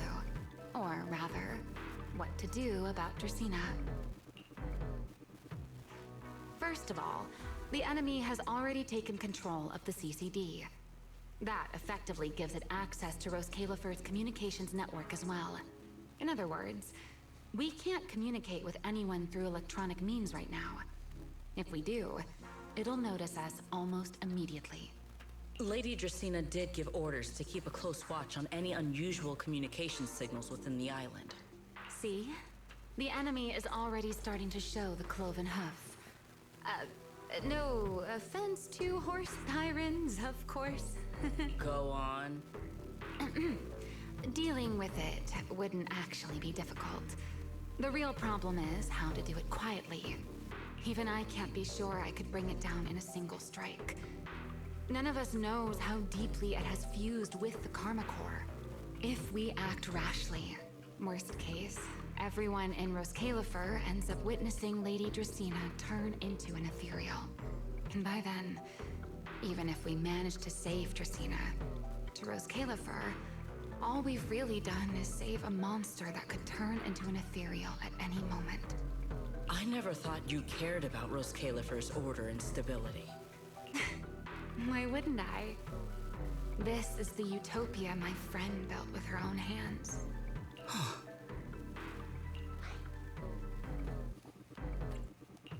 Remielle's right. We need a way to keep the imposter contained without drawing any attention. Sneaking back into the CCD again probably won't work. Even if Sigrid helped us and cleared out all the guards, the imposter would notice the moment she did anything out of the ordinary. Unless we could somehow lure the imposter out of the CCD and into somewhere isolated. Somewhere no one would notice. Wait. Remielle, Sigrid, I know how we can deal with the imposter without drawing anyone's attention. Oh? Please, go on. Tomorrow evening, the CCD will be holding a welcoming banquet for the island's guests in its reception hall. Lady Dracaena is scheduled to host it herself, which means she'll have to appear in person. That does sound promising. We could go in as guests instead of forcing our way into the CCD. That would save us a great deal of trouble. But, Mr. Wise, with so many guests around, how do you plan to stay unnoticed? What if a singularity leakage were to appear at the exact moment the imposter makes an appearance? Or rather, a passage formed by multiple singularity leakages. That's how it was transferred to Buastrom in the first place. So naturally, we can use the same method to send it back. And if there are no airspace patrol soldiers near the hollow at the time, then it shouldn't attract any attention, right? I am starting to lose track of what you mean, Mr. Wise. How are you going to make a singularity leakage appear in the CCD reception hall at that exact time? Yesterday, Remielle and I found the culprit's crime scene at the bottom of the retroflux zone. We also figured out how those singularity leakages are being created. I think I can make something similar. As long as we keep it under control, nobody at the banquet should be in any danger. Fighting fire with fire, are we? Yeah. As long as we have stable hollow observation data to run the calculations. Oh, wait. No. I don't have the HDD with me. And I can't contact Bell or Ferry either. So, how am I supposed to get stable hollow observation data? Uh-oh. That look on your face tells me something's wrong, Wise. If you are concerned about obtaining stable hollow observation data, while I am not an expert in that field, I should still be able to offer some assistance. There is a derelict area known as Rosewick within the Scommel Hollow. During patrols, we discovered equipment there that is similar to what the CCD uses to process Rosetta data. However, due to their excessive size, they were left abandoned on site and never retrieved. If the equipment is still operational, we should be able to make use of it. But without data boot to handle the calculations, that would probably take... Oh, the Enna Gang's Bangbu. Most of the Enna Gang's Bangbu used to be CCD data boo. If they're willing to help us. Don't you remember, Wise? In their eyes, those 3 Sunbringers are all imposters. Anyway, leave this to me. At the very least, Prophet Boo should be willing to do me this favor. That leaves one final question. How are we supposed to get into Scommel Hollow without tipping off the imposter? Almost simultaneously, you and Remielle turn to look at Sigrid. Why are you both suddenly looking at me like that? Oh, nothing. I simply thought a certain airspace patrol deputy director might be able to get us into Scommel Hollow. At first light tomorrow, I will return here and find a way to get you to Rosewick. I can also pretend I never saw you tonight. That is all the assistance I can offer. And if I discover that everything you have told me is false, I will personally answer for tonight's decision, whatever the cost. Sigrid turns to leave, but pauses just before reaching the door. Before I leave, there is one final matter I would like to confirm with you, Remielle. Mm-hmm. You once attempted to assassinate Lady Eldrada. Why then are you going to such lengths to save Lady Dracena? Because none of them are the Sunbringer I'm looking for. To me, they're no different from this city in the sky. They're all gifts Sunbringer left behind for the world. I simply don't want to stand by and watch the things my friend cherished be destroyed by monsters from who knows where. Sigrid says nothing more and leaves. Sorry. After that, you and Remielle spend some time explaining everything to Prophet Boo. He wrestles with it for a while, but eventually agrees to your request. It's getting late. Better get some rest while you can. Everything depends on tomorrow. Beneath wings heavy and soaked. Okay.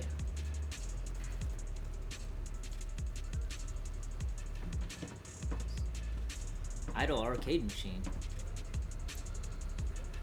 Given Remielle's love for arcade games, they probably didn't come with the place. She probably hauled them in from somewhere. Title of screen, Foodie Fighters flickers on the display. It reminds you of when you and her talked about it that night during the Hollow Champion competition. Actually, you've been itching to play play a match with her ever since. Since she brought these machines in, maybe she's of the same mind. But looking closely, the arcade machine is already thick with dust. Guess there's no one in Rose Califer who can match her. If you make it through this crisis in one piece, let's challenge her to a showdown at the arcade. Okay, so it says rest on the sofa or chat with Remielle before bed. After a crisis like today, I figured sleep wouldn't come easy for you. You doing alright, dear fellow wanted criminal? Not bad. You? Me? Well, I'm clearly used to this situation already, so I'm fine, of course. That's not what I'm talking about. I'm talking about your physical condition.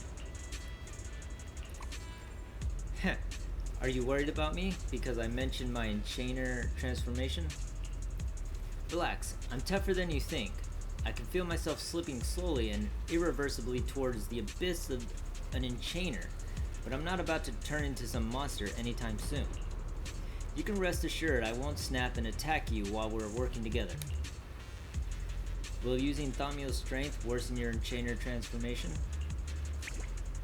Well, I'd be lying if I said it doesn't. The more I use Thamiel, the stronger the creator's corruption. But I need that power, so there's no reason for me to hold back. Don't worry, Mr. Worrywart. My companion provided me with some specially made medicine. When the corruption gets too gnarly, I'll hide myself in this little room, use the calming medicine, and ride it out. Just like a week ago. Is this just your perceptiveness coming into play, or are you holding a grudge? But you're not wrong. A week ago, the back-to-back fighting pushed me right to the edge, and I could barely keep the corruption in check. The corruption will show on my skin, and trust me, you don't want to see it. Honestly, I don't want anyone seeing me like that either. All monstrous and ugly. I'd rather die. So sorry for running. Took a week, but I finally got the symptoms under control. Remy.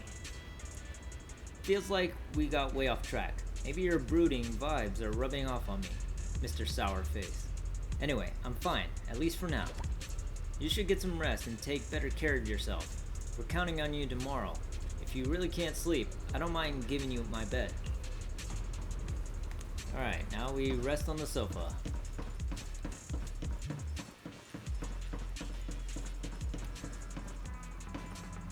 Feels like way too much happened today. My brain can barely keep up.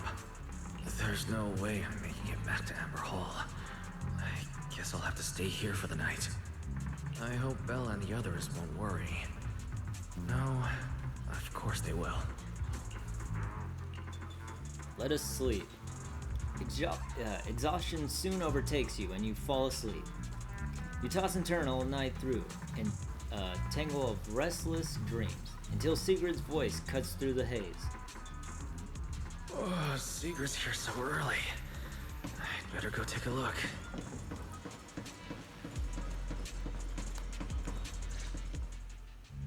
Good morning. I have secured a carrot for the Rosewick area. As promised, I will escort you there. How do you intend to get us there? Surely not under the pretense of transporting newly captured fugitives. Of course not. I brought this. That hesitation was very telling. She really did consider taking us there as prisoners. So, what's inside? Costumes and props. They should allow you to accompany me openly into Scommel Hollow. I see. Airspace patrol uniforms. Not a bad idea. Way better than your outfit choice, Remielle. Right. If we're disguised as airspace patrol soldiers and accompany you in the hollow, this should work. Thank you, Sigrid. Yes. That is the plan. In any case, please hurry and change. Time is short. We must depart as soon as possible. Before long, the three of you arrive at the port outpost near Buastrom. It'd be cool if we can actually wear the outfits.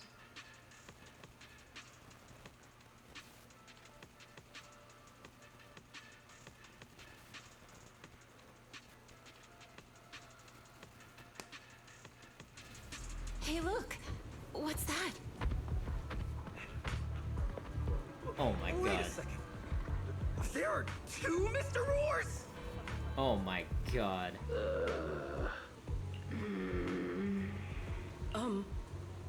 Is something the matter? Why have you fallen silent? Is the size incorrect? It's, not just the size. Though the size is certainly part of the problem. Secret, are you serious?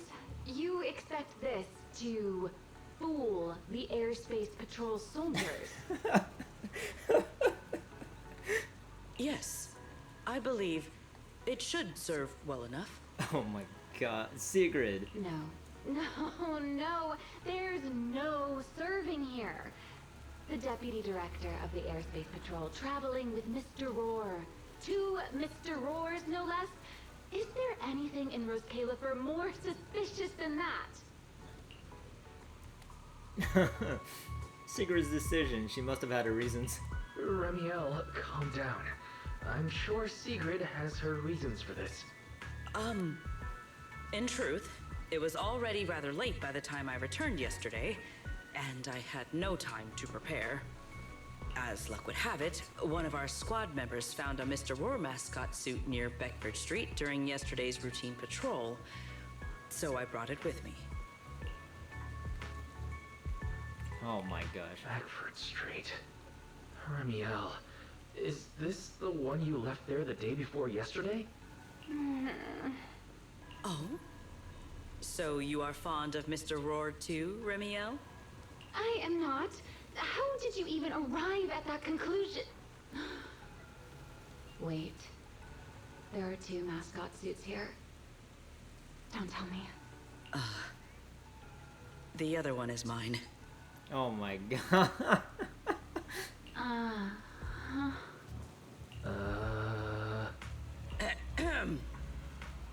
In any case, once we enter the outpost, I ask that you both cooperate and play your parts as Mr. Roar properly.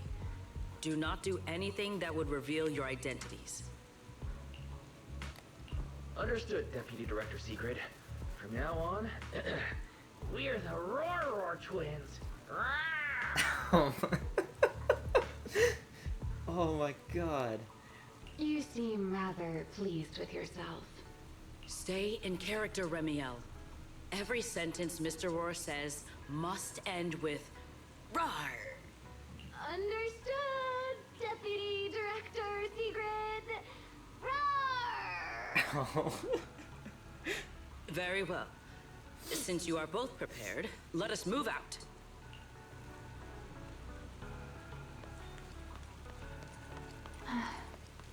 I never thought I'd be putting this outfit on a second time.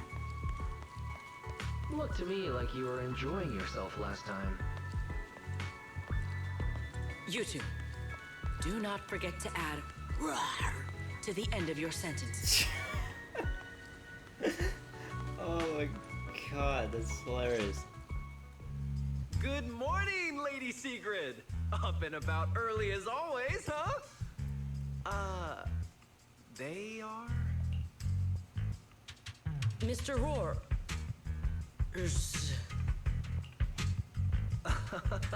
I know it's Mr. Rohr, but, why plural? Obviously, Mr. Rohr has a twin. Huh. Since when did that become part of his backstory? Never heard of that before. Did you really think Rose Califer's massive pancake demand could be handled by a single Mr. Rohr? Mr. Rohrs, please tell my subordinate the truth. Oh god. I'm the Mr. Rohr who works on Mondays, Wednesdays, Fridays, and Sundays. Rawr! I can't was. I'm the Mr. Roar for the Tuesday, Thursday, and Saturday shifts. Roar! That signature catchphrase. Yeah, that's definitely Mr. Rohr. Wait, no, that's not the point here. What? Lady Sigrid, why have you brought Mr. Rohr's out here? For pancakes? Huh. Pancakes. Is that some kind of mission code name? Yes. Oh no, he's definitely suspicious. And why pancakes? Who would bring Mr. Rohr into the Hollow just for pancakes? I can't believe I actually went along with this absurd disguise plan. I get it now, Lady Sigrid! Huh? The pancake ingredients were lost in the Hollow, weren't they? That's why you rushed two Mr. Rohrs in to help search for them. I understand completely! Rose Califer needs pancakes just as much as Airspace Patrol needs you and Lady Linvern! Oh my god. This guy's an idiot. He's a literal idiot. What is this guy even talking about? How did he get from pancakes to that? I mean, whatever works, right? Affirmative. That is correct. No. That is definitely not what he meant. That pause was way too obvious. Oh, I understand everything now! Lady Sigrid, please, wait a moment. I'll let you and the two Mr. Rohrs through right away! Oh my god. I don't want to think about how any of this makes sense anymore. Rawr! Agreed. My head hurts too. I'm starting to think a second brain might be necessary. Rawr. The route is ready. We may depart whenever you are prepared. Oh my god. Lady Sigrid, we're ready. We can let you and the two Mr. Rohrs through whenever you give the word. Let's go. Jeez, I can't believe that. That was the worst disguise and the worst excuse to get through to get in the Skullmail Hollow. Why was that our excuse? Sigrid, could you not think of a better, alternative excuse for getting us through here?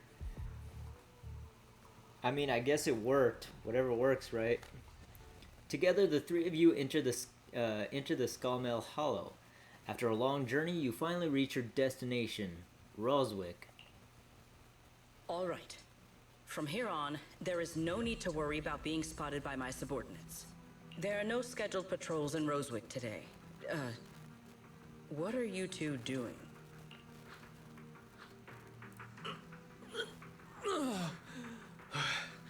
Finally got this headpiece off. I was beginning to wonder how much longer I could last in there. See? I told you. This costume is way too tight and stuffy. Getting stuck in it the other day was definitely not my fault. Oh. It's not very polite to stare, Miss Deputy Director. Or is there something on my face? No, nothing like that. I merely thought you seemed somewhat more lively than I had expected. You're quite different from the Remielle described in the records of the first-generation Void Hunters. Let me guess. In those records, we all come across as rather stern and proper, don't we? Well, I suppose that can't be helped.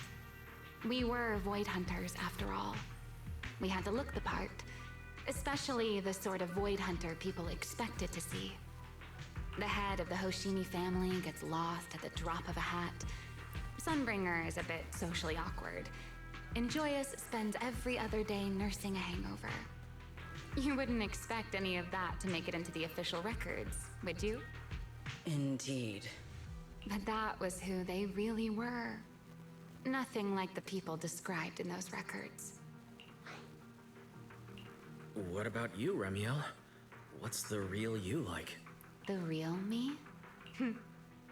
Isn't she standing right in front of you already? I guess. You know it. That's about what I expected. Oh my, then we really are in sync. But let's save the gossip for later, shall we? Don't forget why we came here. Yes. The central district of Rosewick is just ahead. The device we are looking for should be there. Okay, let's keep moving. Let us pass through this tunnel first. Rosewick should be just ahead. So this is Rosewick. What a spectacle. Rosewick. I never imagined this place would end up like this. Huh? You've been here before? Yes. Back when there was still only one Sunbringer, over 100 years ago. That enormous building in the distance is called Meridian Hall. It was once a research facility personally overseen by Sunbringer.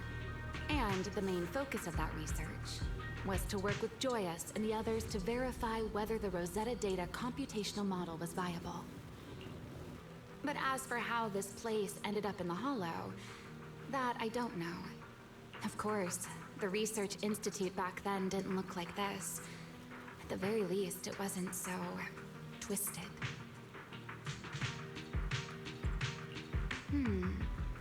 It should be fine.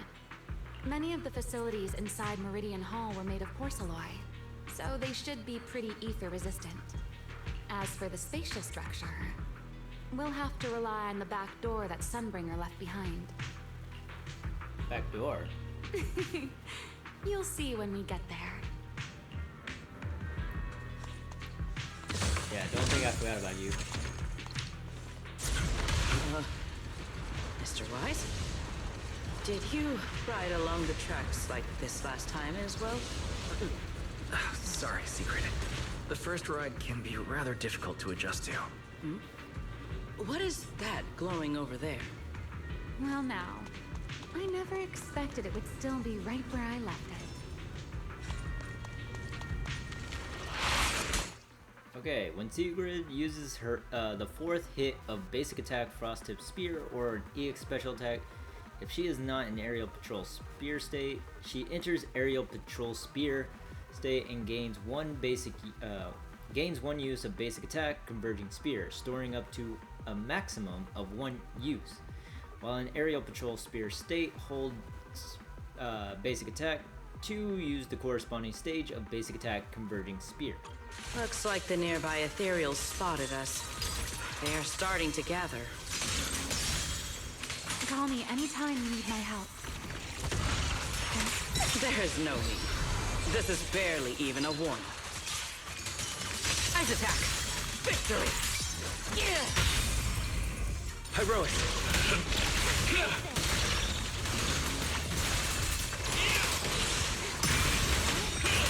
Torching Sun! Strike down! Yeah! Shatter! Shiver! Yeah! Dealt with, for now. Let us go see what that glowing object is. I'll look around real quick. There's a fissure over there.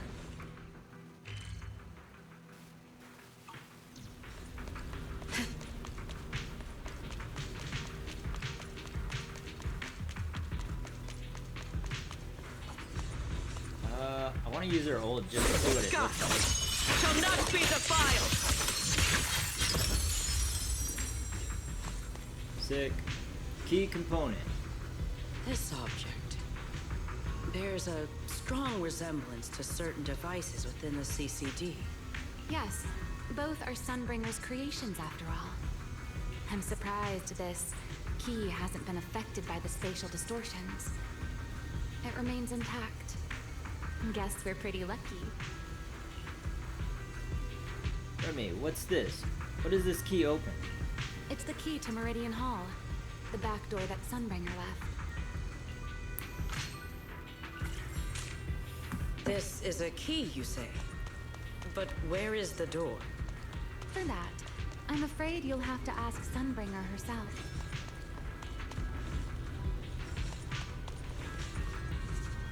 Aside from Meridian Hall, most of the buildings here were residences and other facilities prepared for the researchers who worked here.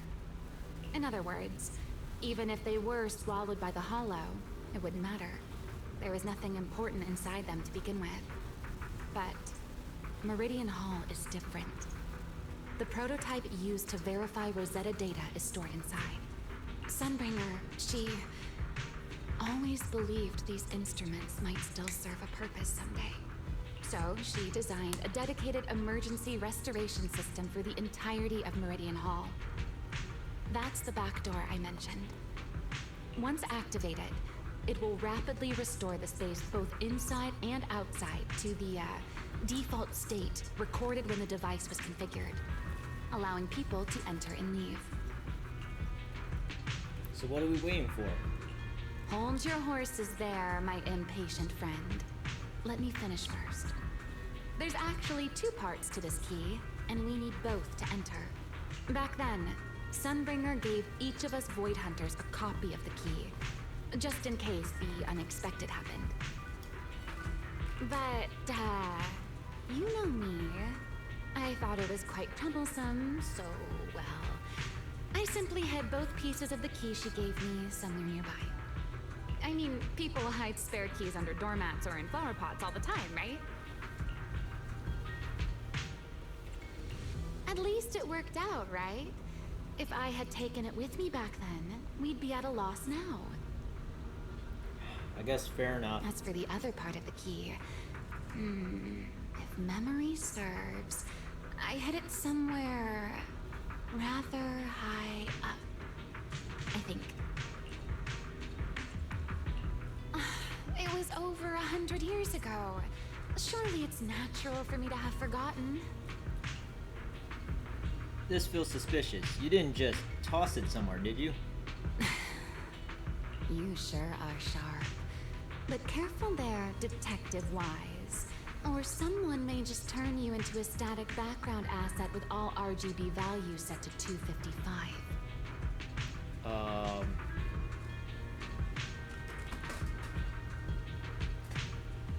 Hold up. I'm looking this up. Is that red? I don't know the RGB scale. Hold up.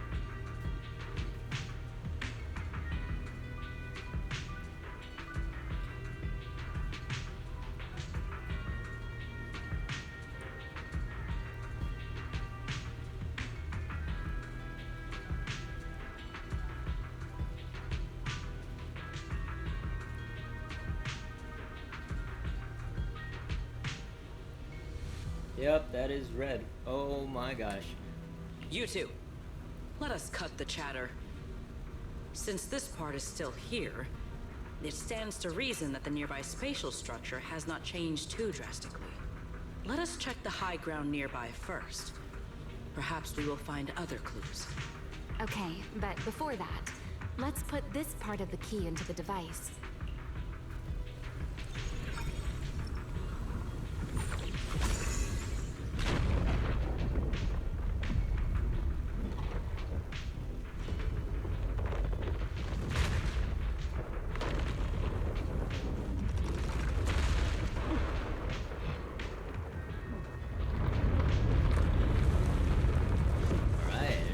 New paths for us. That was unbecoming of me. Only half the key was inserted, so only about that much of it was restored. This way. It seems there is a path leading higher up. Right. Let's take a look. We charge together!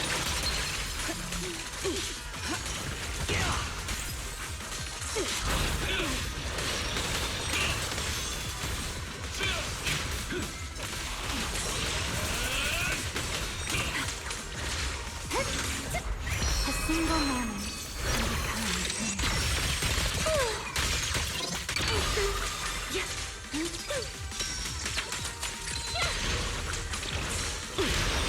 The direct strike!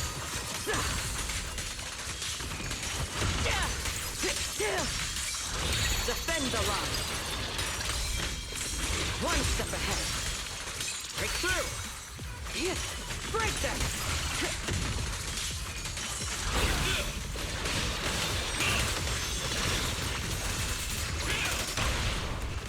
What am I gonna do? Surrender now!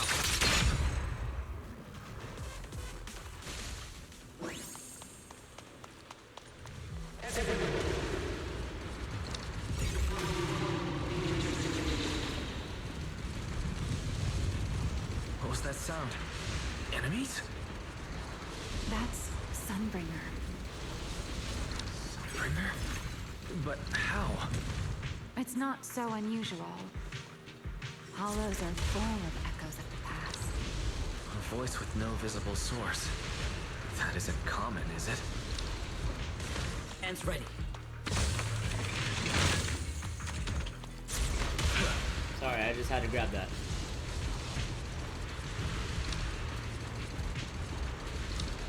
My spear stands ready. Let's take a look around here. I see it. The other half of the key is over there. See? I told you it was hidden somewhere high nearby. Did I? I should be able to unlock this path if I hack the robot. Oh, there he is. I did not realize you were capable of such things.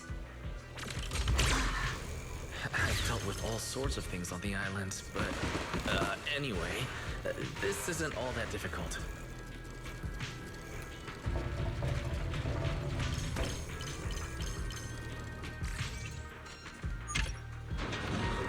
Okay, so now we have access to that area.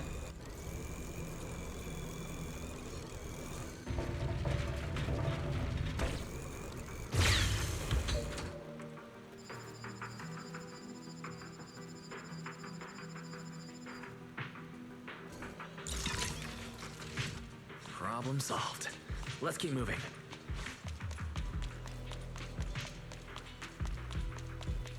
Anything of value over here? No? Ah, yes, there we go. Waiting for me. Oh, wait. Time to speed things up. Seems we'll need to find another way around. I seem to remember a very beautiful spot up ahead. You can see the entire Meridian Hall from up this high. Okay. Let's activate this.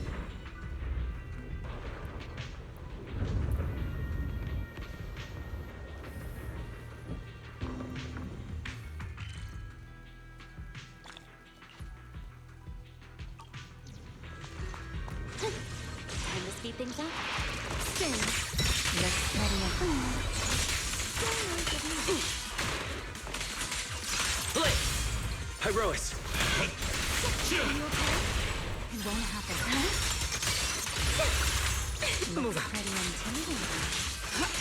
Yeah! Move! Gala!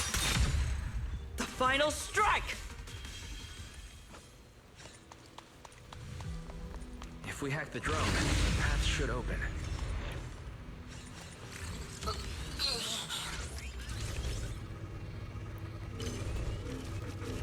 Gotta elevate.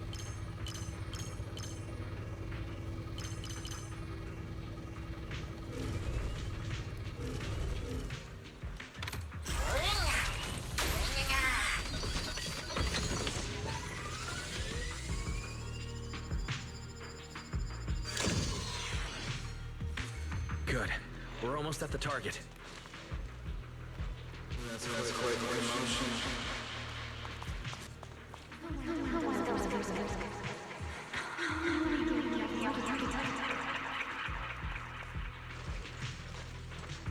I truly do miss who I used to be.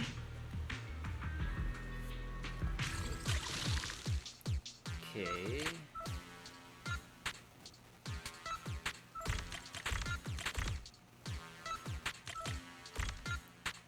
No.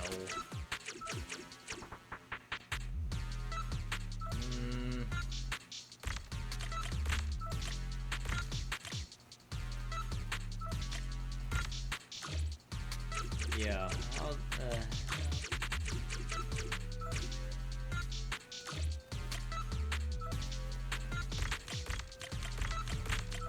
I was an idiot. I was an idiot. I just needed to think about it more. The ethereals in this area are gathering again. Is it just me? Or do the ethereals seem interested in the Meridian Hall key too? Perhaps that's just because it sparkles. Yeah! Dang. Go and take the key. You've been left here all this time. Poor thing. Now, I'll take you to fulfill your purpose. It is still the beginning of a miracle. The Rosetta data.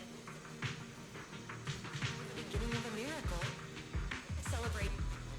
I know. A moment like this does call for celebration. Just as it did back then. Remielle, that voice. Is that... Yes. That's Belly. All right, we have the key. Let's head back. Goodbye, my old friends.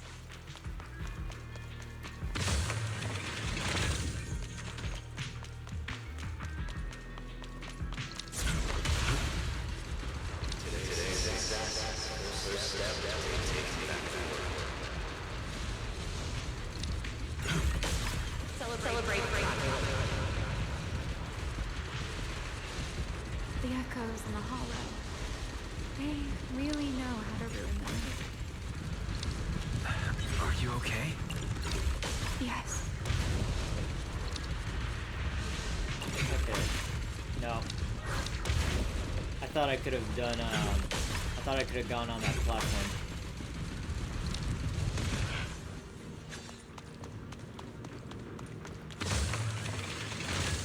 I think that was everything in this area. No, there's still more.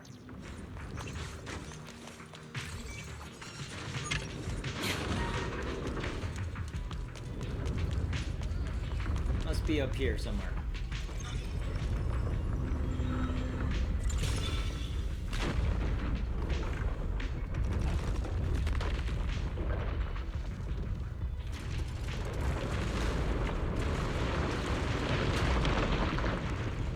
It worked.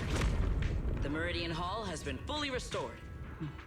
Well, that went rather smoothly. Let's hope everything inside is fine as well. So this is where the Rosetta data was born.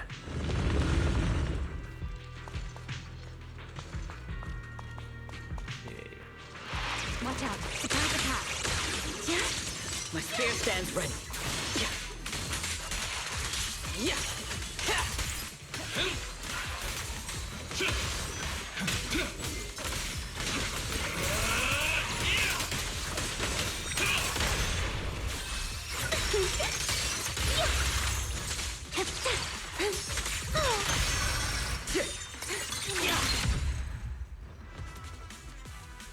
Alright.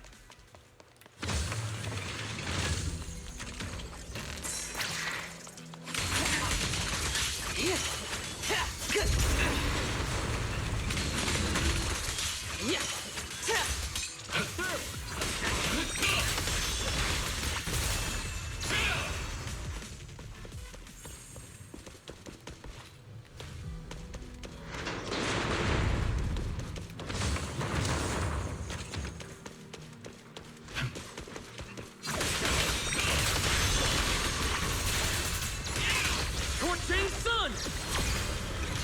Total annihilation!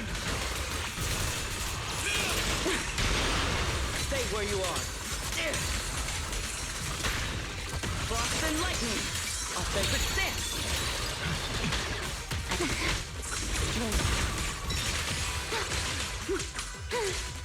Don't get scorched, Bella.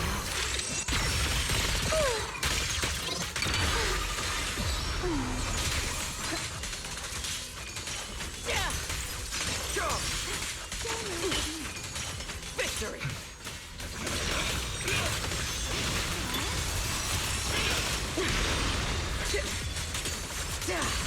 Watch out for a surprise attack!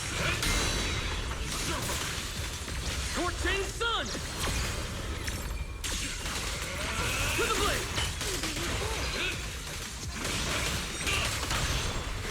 What am I gonna do?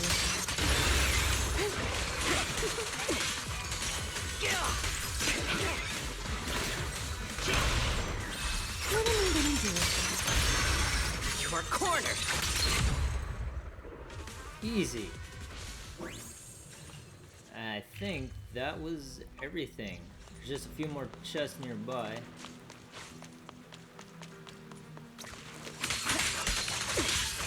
One step ahead. Victory!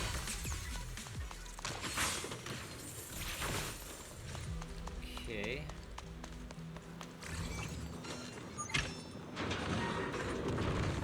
What is this? Spatial fissure? Oh! Where am I at? Oh, teleported me back over here? You've got to be kidding me. I'm here.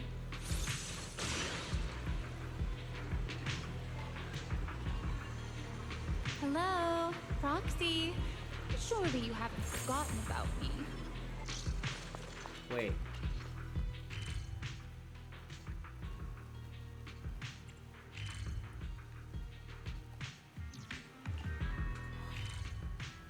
Was it Sunken Corridor or was it this area?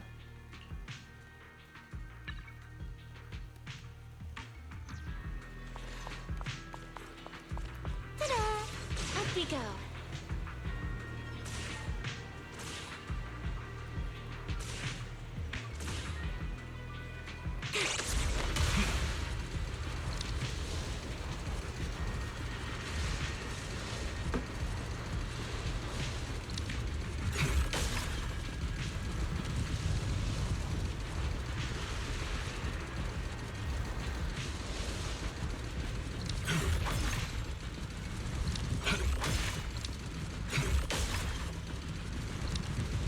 Watch me closely.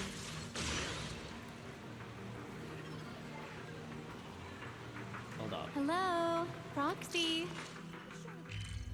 Let me see. So it's right here. You haven't forgotten about me. Stay close to me.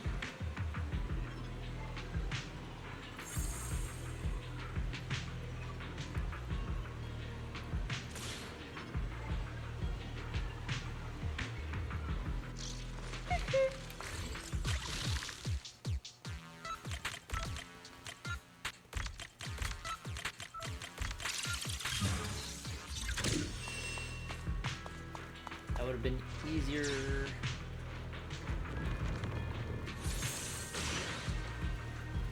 let's head inside.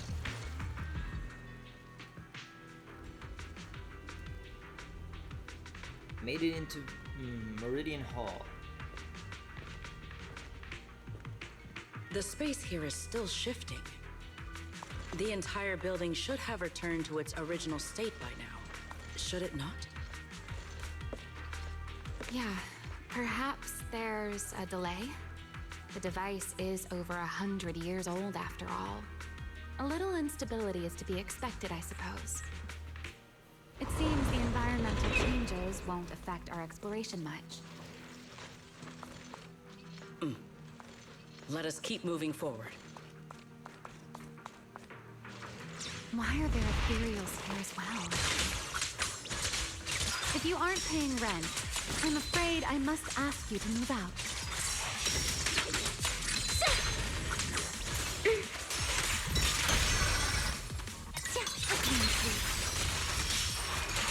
Victory!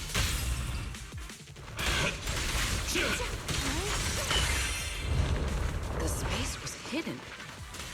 No wonder so many ethereals gathered here.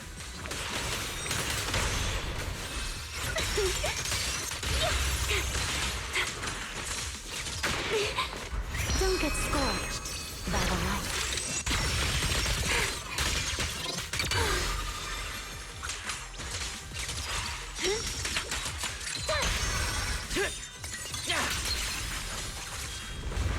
Is this the last one? I was expecting something a little tougher.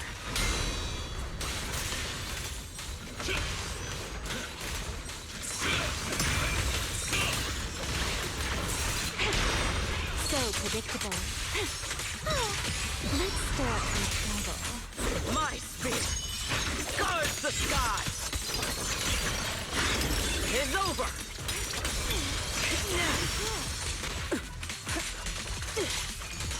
Victory!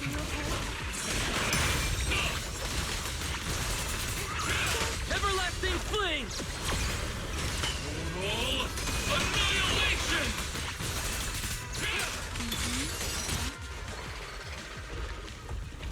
There it is, the device we're after.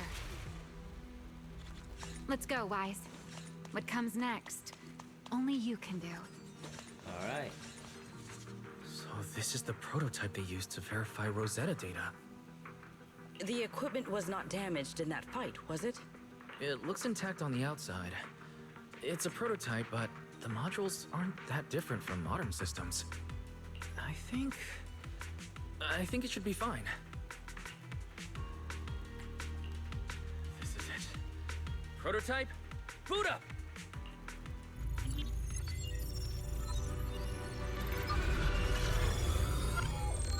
We did it!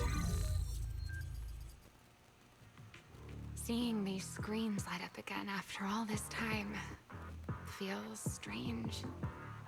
Well, can you work with it? Any... Whoops. No issue so far. If anything, it's been suspiciously smooth. This system feels remarkably similar to the HDD. Next, I'll connect to Prophet Boo. He'll act as a relay node and mask our Rosetta data request as normal traffic. To minimize exposure, we'll only pull essential data from the CCD and handle the rest locally. I only managed to install the essential modules on Prophet Boo, and with most of the bandwidth reserved for Rosetta data transmission, the connection may be a little rough. You established the connection to the outside of the hollow.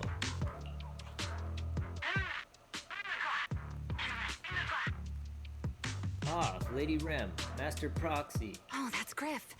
Looks like it worked. I'm assisting Prophet Boo. We can now. Need anything from us, Wise? Thanks, but not right now. I've got this. Understood. We will keep watch for any ethereals and keep the area secure. Link bandwidth stable. Traffic disguise deployed. Target side response seems normal. Starting designated path prediction calculations. As expected of a hollow specialist, the aura is completely different. Watching him, it truly occurred to me that Rosetta Data was born here. Yes, exactly. Link bandwidth stable. Verification unit synchronization complete. Professor, can you hear me? We can begin with data extraction. Everyone, I believe... I must now inform you of a major situation. What? The theoretical verification of Rosetta Data is complete. It was a resounding success. Oh, is that how one delivers good news? You nearly gave me a heart attack! I believe this is due to Miss Sunbringer practicing the composure training I recommended. How many more people do you intend to torment with your family's strange tradition? So loud. That's quite the commotion. I take it the experiment was a success? Yes, very much so. It would have been even more successful if the core technology provider had simply stayed asleep. Even a little nap earns me that much grief. I was merely showing full confidence in my colleagues' professional competence. Besides, today's success is only the first step toward taking back the world. All right, all right. At a time like this, why not be honest and express a little joy? Even if the Rosetta Data is only the beginning, it is still the beginning of a miracle. Let us celebrate properly, shall we? And Professor Arke, don't even think about skipping it. Then, let's throw a party, like the one Mayflower treated us to last time.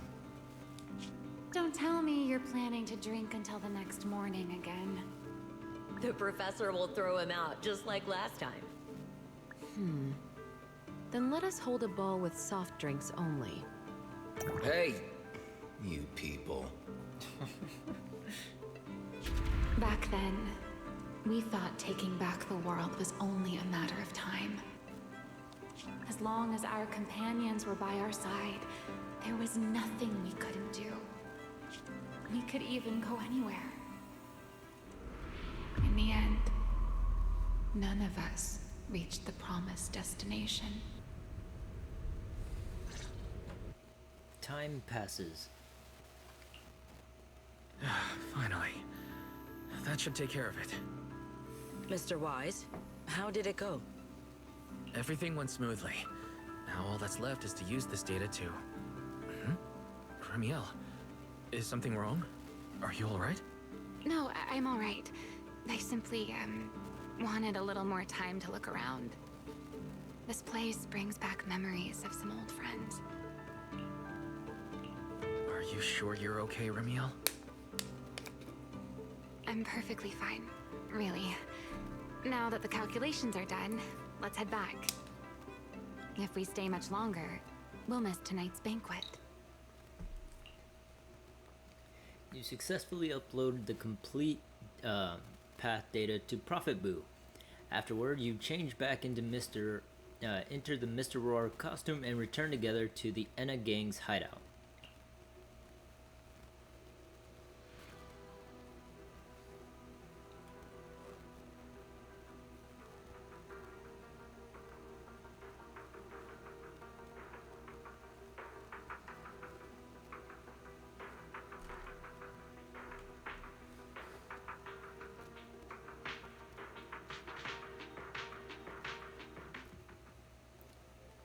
Back at the hideout, you immediately head to Remy's room to start crafting and calibrating small devices for triggering singularity leakages. After an intense grind, you manage to put together enough of them just before the welcome banquet. While calibrating the devices, Remy and Sigrid quietly slipped out, then slipped back in just as quietly sometime later. Though you're curious what they said, you need to focus and hurry to make sure the plan goes smooth. This should be everything. Here, Sigrid. You got my instructions earlier, right? Yes, Mr. Wise. I simply need to place these devices at your designated locations, correct? Yeah. Once the imposter appears, I'll activate the devices and create a small singularity leakage at the venue. Meanwhile, I'll use Thaumiel's power to immobilize both it and everyone at the venue. Then, before it has time to react, I'll drag it through the leakage and into the hollow. Finally, we subdue it and rescue Dracena. Very well. Understood. I will do everything in my power to help you enter the venue unnoticed. However, if the worst case scenario occurs, if, in the end, our conclusions are proven wrong, and this was all fabricated by Mr. Wise, then the banquet will become the place where you arrest both the fugitive who attempted to assassinate Aldrada and the fugitive who attempted to assassinate Dracena. I imagine Wise would have no objections to that, would you? No, I promise. Then, may none of us betray the trust we have placed in each other. There is a balcony outside the banquet hall. The door to that balcony will be locked today, so you two can stay there until the banquet begins. When the music begins, that signals the start of the banquet. The guests will share the first dance. Once that happens, you can head directly above the hall and prepare to act. Got it. Let's go. Let us do it.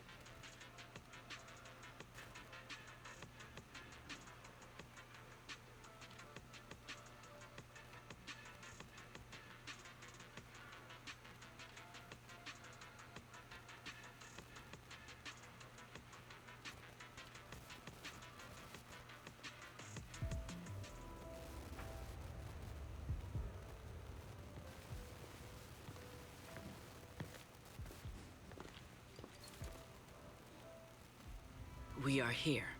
Next, I will head in and set up the device. There are surveillance cameras above the hall.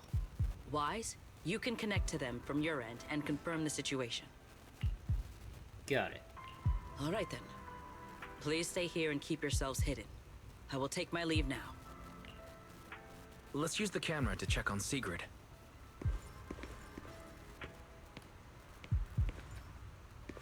Didn't expect it to be a ball of all places. Is something wrong with the ball? Nothing, just... It's quite the coincidence. Reminds me of old memories. Back in the day, I mean way back, I actually loved to dance. I think you caught a glimpse of it I caught a glimpse of it in your memories. Yeah, none of the others are really into dancing or anything like that. But every time, I end up dragging someone down with me. Spinning and moving to the music on the dance floor. It's rather freeing, don't you think? Heh, of course, that was ages ago.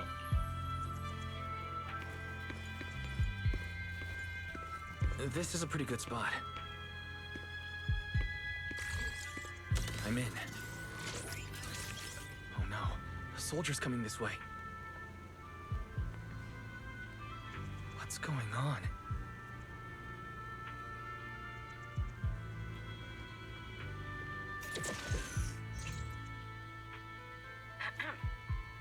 Can you two hear me fine?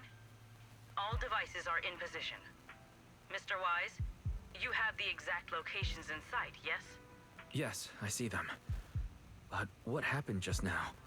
Ah, you mean the soldier who came to speak to me. He asked me what was inside, and I said, this was specially prepared for Lady Dracena. He then said, oh, I see. A heart-to-heart over dessert. On the floor, no doubt. I can hardly wait. And left.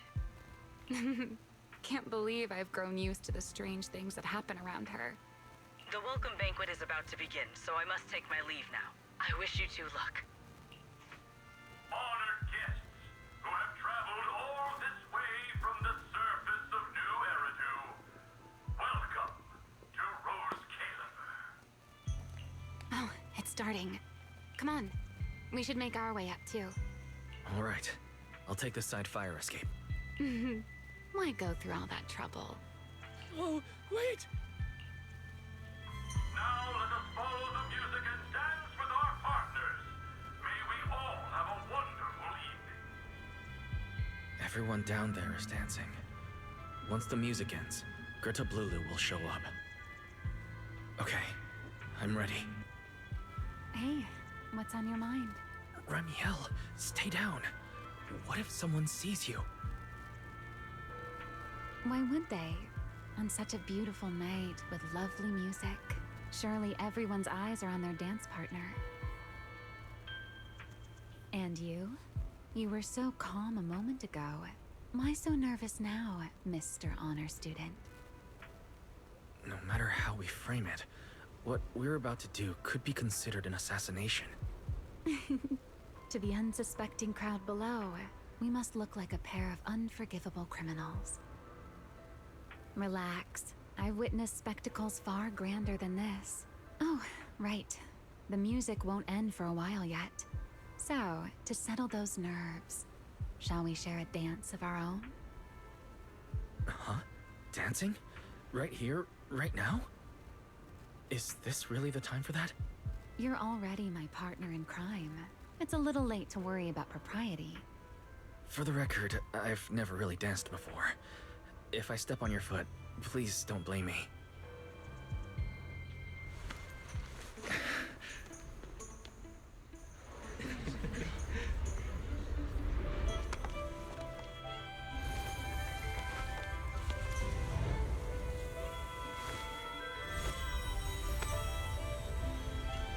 You know, Wise. I've actually been keeping something from you. And you're definitely gonna be mad once you know the truth. But what can you do when your partner turns out to be a liar? Lady Dracena is here! Everyone stay right where you are. Time for her speech. After you, Lady Dracena.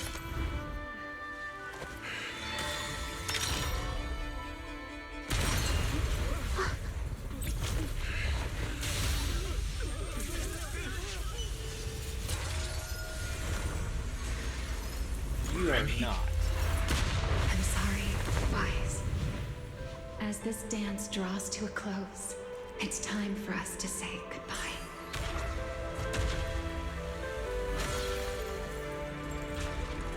Wise, you almost made me forget that I no longer belong to this era. I almost forgot that I was meant to fly into the abyss alone. There's still a place for you to go back to. So from here on, let me handle this on my own. If you're that eager to die, then so be it!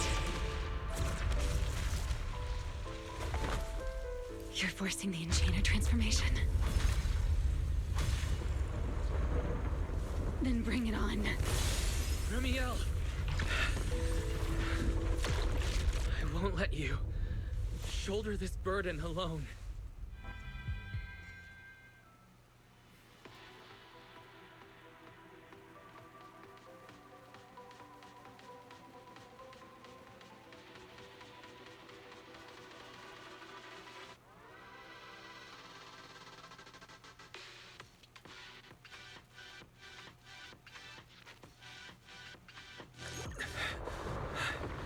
Remielle, if you ever freeze me with those feathers again, I'm plucking you like a chicken.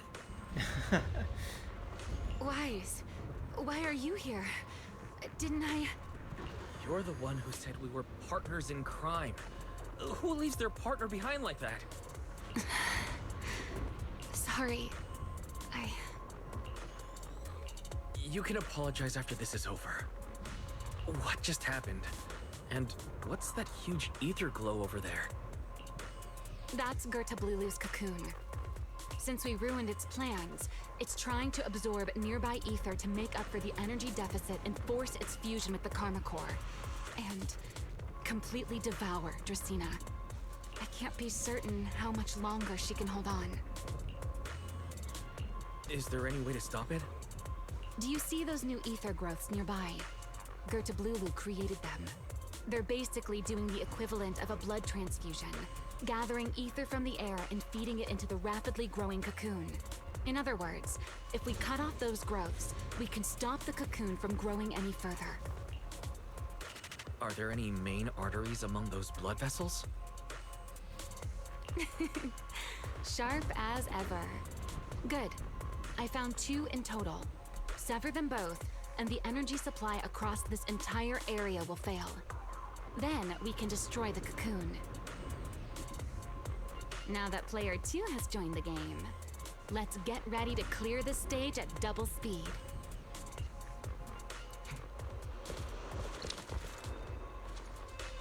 Alright. The space here is unstable. Watch your step. I'll watch the tracks. Wait for me at the end. Move. Wise, the cocoon's doing something. Watch out! The cocoon is sending out blasts at intervals. When they explode, get to the nearest cover immediately. That's it. That's the first artery.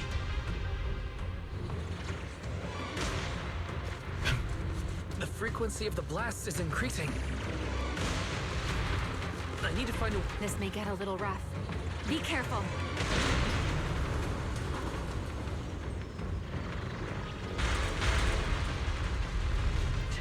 Its activity level is still climbing. Don't panic. Whatever happens, stay clear of the blast.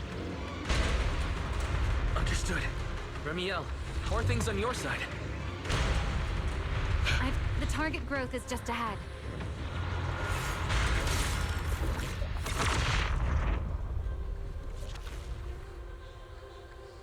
This route looks safer. Go this way. Remielle, how's the cocoon looking? Seems to be even more active than before. What a nuisance. Blasts have grown stronger again. Wise, take the tracks to the next target. Ooh.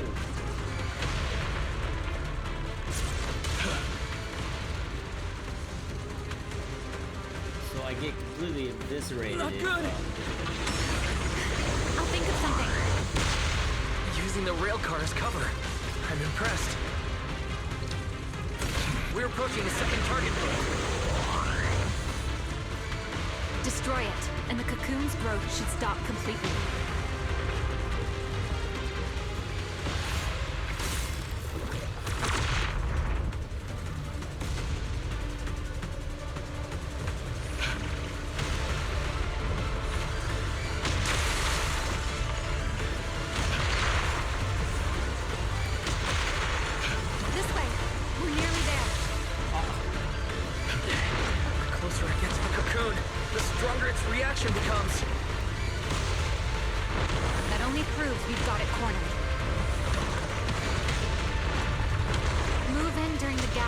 Explosions. One. Ready to punch right through it? Ready. Match my rhythm. Now!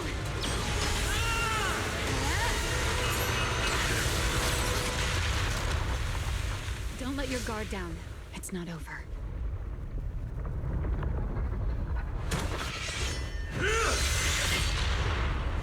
Too late. Evolution complete.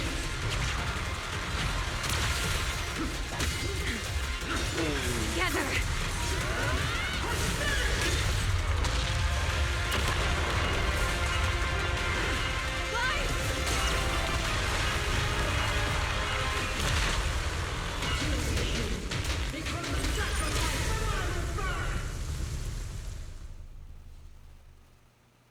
Then come on then.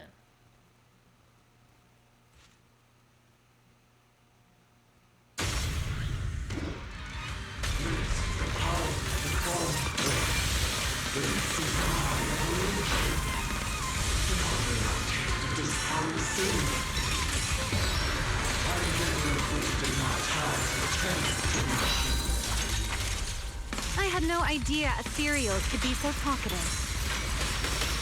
Then let those be your final words in this world.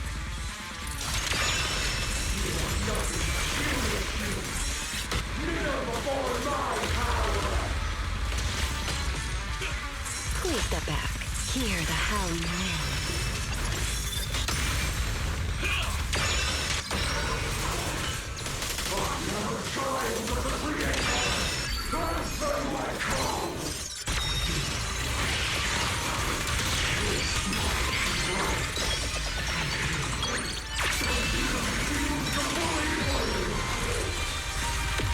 devoured half of itself just to keep fighting. Is this how a beast born from the Hollow thinks? Right. Let's put it out of its misery. Maybe already. Take them down. I need to exert myself a bit. The line shall be drawn by me.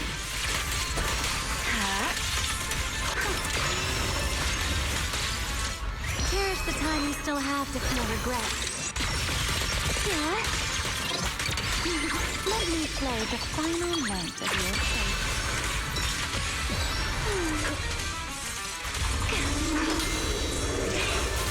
Scorching sun! Strike out!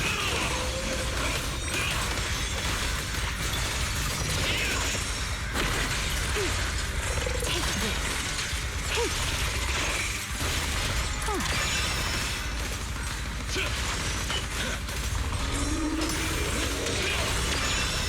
Everlasting flames!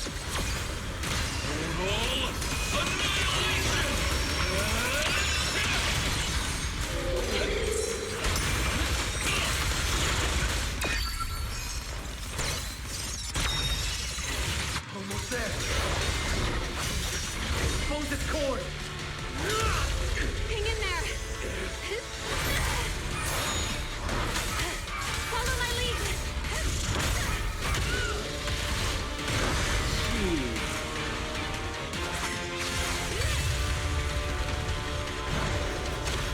Getting away. We have to catch it. Wise, you should take a breather. Now then, it's finally time to get serious! Counting on you, Remy!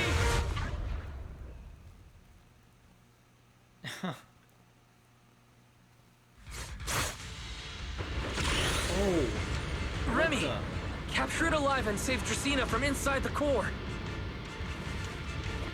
It's been a long time since I fought in the skies, but this is my domain. Show me what else you have. Cut up, Lulu! Where are you running? It's charging up! Get ready for a ranged attack! Oh? You wish to test your firepower against mine? Vanishing on you, are you? Hoping to catch me off guard?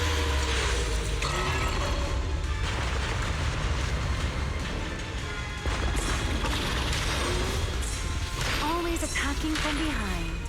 Can't you face me head on?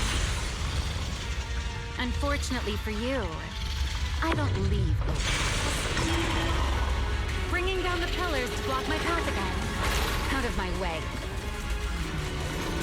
An attack this weak. It won't be long now. Its core is nearly exposed! Good. Time to end this. And that's checkmate, monster. I hope you enjoy this dance of death.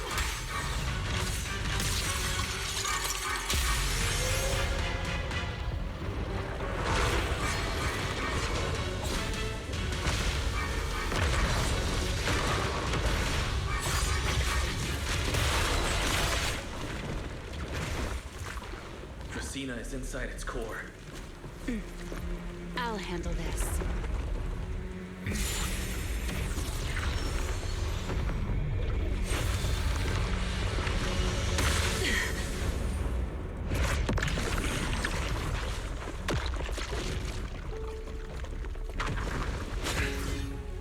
She's still alive, but fading quickly. I'll stabilize her ether activity.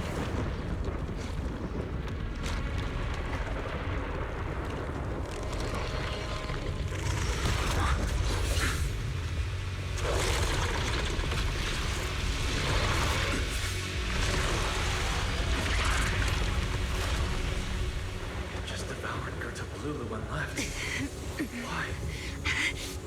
Remy, are you okay? I'm fine. Forget chasing that big one. Saving Dracena is what matters now. We still need to see this little act through to the end, don't we? Suspect's location confirmed. All units, combat readiness level 1. No, you've gotta be kidding me. S-rank wanted criminal Remielle Dan. You would do well not to S-rank. resist in vain. Linvern? Why is she here? Isn't she supposed to be in Virium? I don't understand the situation yet, but I need to explain this to her. You there, unfamiliar face. I do not know your identity, but if you have nothing to do with this, do not act rashly. Our first priority is to ensure Lady Dracina's safety and arrest the criminal who attempted to take her life. If you understand your position, remain silent and do not interfere with our official duties. Secret? Is she signaling me not to interfere? Why would she do that? What happened while I was out? Remielle, hand over Dracina beside you. Do not try anything foolish. You mean this little one?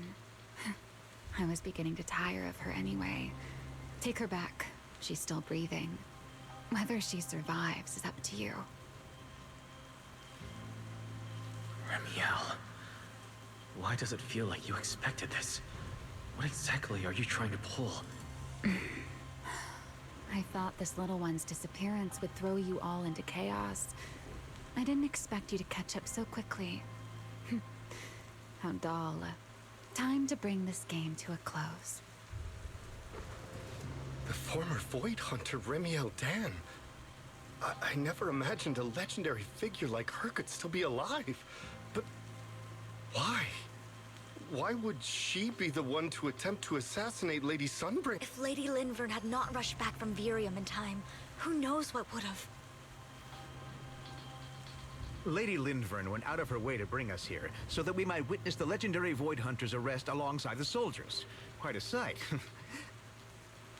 However, as a TOPS member, I am far more concerned with the truth behind another assault. Mr. Owen, I know what you mean, but I believe the answer lies with the very same person. Answer me, Remielle. Was it you who abducted Dracina at the welcome banquet and left her gravely injured? Naturally. Were you also the one who infiltrated the computing center and attempted to murder Truvia, High Ambitions Corp's lead researcher? Yes, that was me. What? You? Why? Oh, wait. That's not what happened. The one who hurt Truvia was... Right. Without seeing it firsthand, no one would believe Lady Dracina was nearly devoured and assimilated by Gerta Blulu. Remielle, don't tell me this was all for... I did not expect you to admit it so readily. You understand what your actions mean, do you not? Jeez. Of all times, now is when I've reached my limit. What a pain. It's not over yet. Remielle, do not attempt to resist. No, I won't resist. I'll simply vanish right before your eyes in an instant.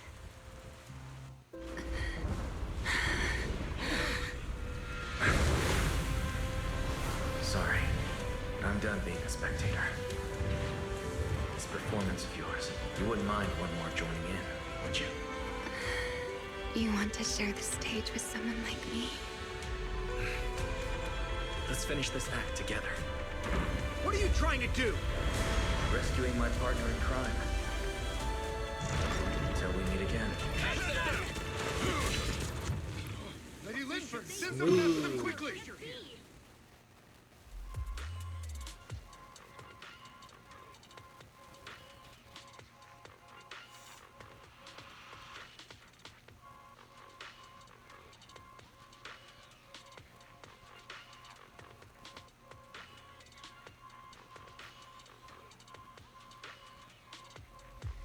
With a weakened Remielle in tow, you flee to a hidden corner somewhere in Blue Astrum.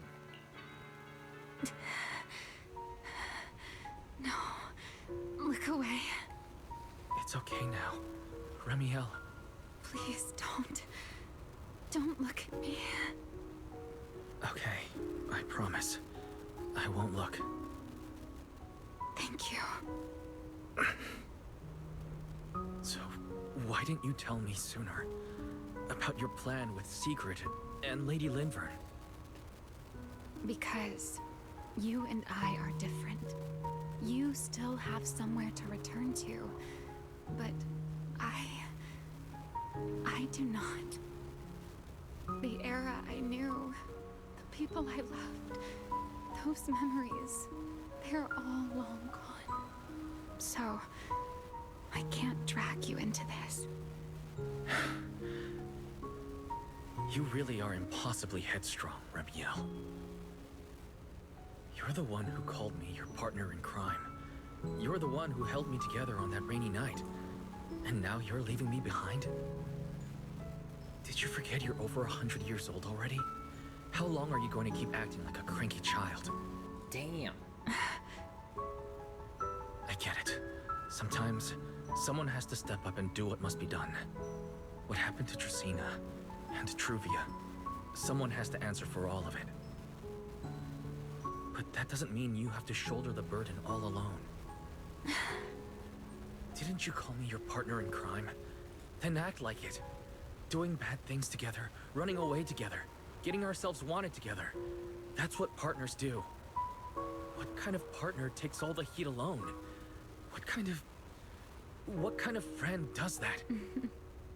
You really are getting more silver-tongued by the day, Wise. I'm not trying to sweet-talk you. Can't you tell I'm really mad right now? I can hear it, Wise. I'm sorry. I shouldn't have done that, my dear partner in crime.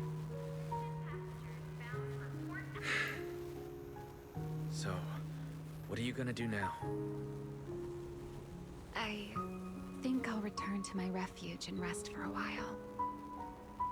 The signs of the Enchainer transformation seem stable for now. There shouldn't be any major issues. As for what comes next, I'll leave that to Linvern in secret. I'm a little tired. Then I'm going with you. There's no need for that. I can walk on my own now. I know what you're thinking. I can't let Remielle out of my sight again, or who knows what outrageous thing she'll do on her own, right? I promise, this time I won't go anywhere. Really. I only want to rest by myself for a while. Once I've recovered a little more, I'll come see you again. I promise.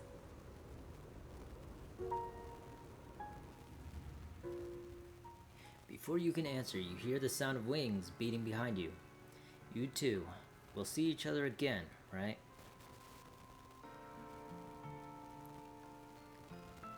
Later, back at Amber Hall, you explain in detail to Belle and the others what happened. Perhaps because you are too exhausted, when you wake again, it is already early the next morning. Oh, Wise, over here! Have some bacon. Ketchup or mayo, manager? I've got motor oil on the table too, if that's more your thing. Would you like an egg, Wise?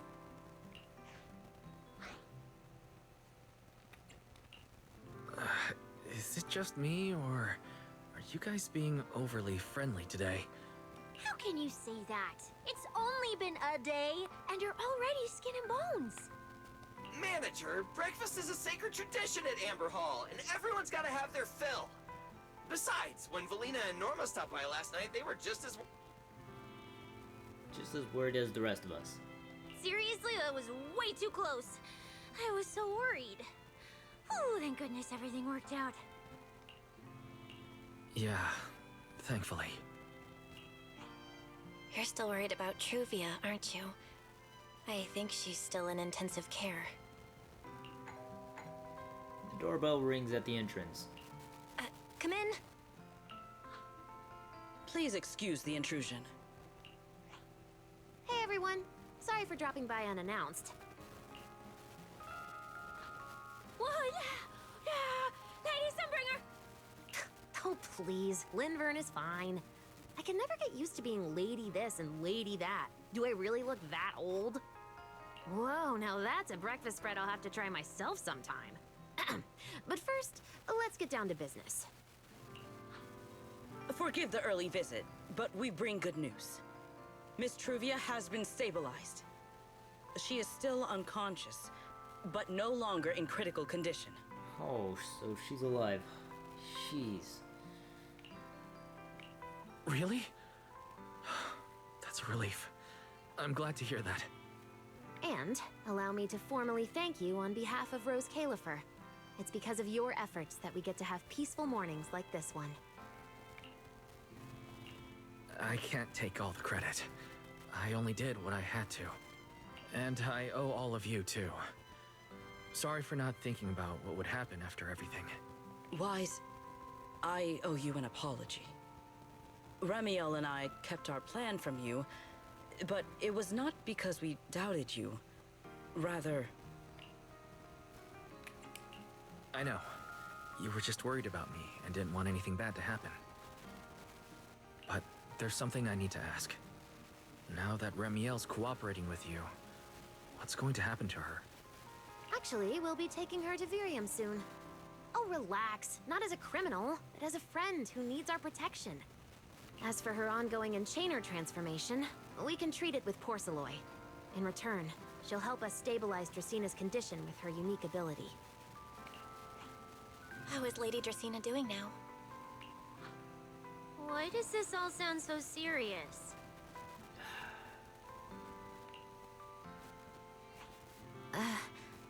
Her condition isn't great, but Flint Workshop is keeping things under control, for now. Oh, right. Remielle knew we were coming, so she asked me to pass along a message. She's already waiting for you at the usual spot. Really? Then I'll go meet her right now. Hey Weiss, aren't you going to see Remielle? Why are you going upstairs? Cecilia, curiosity isn't always a virtue, you know.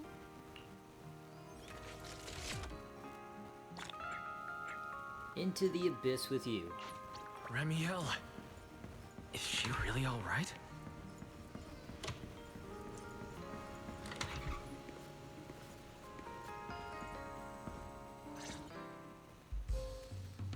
Rawr.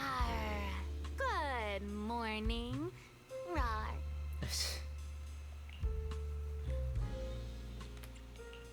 There he is. Mr. Roar as Remielle. Wait, that won't work at all. How does the enormous Mr. Roar even disguise himself as me? Although, he might pass if we give him a pair of fake wings.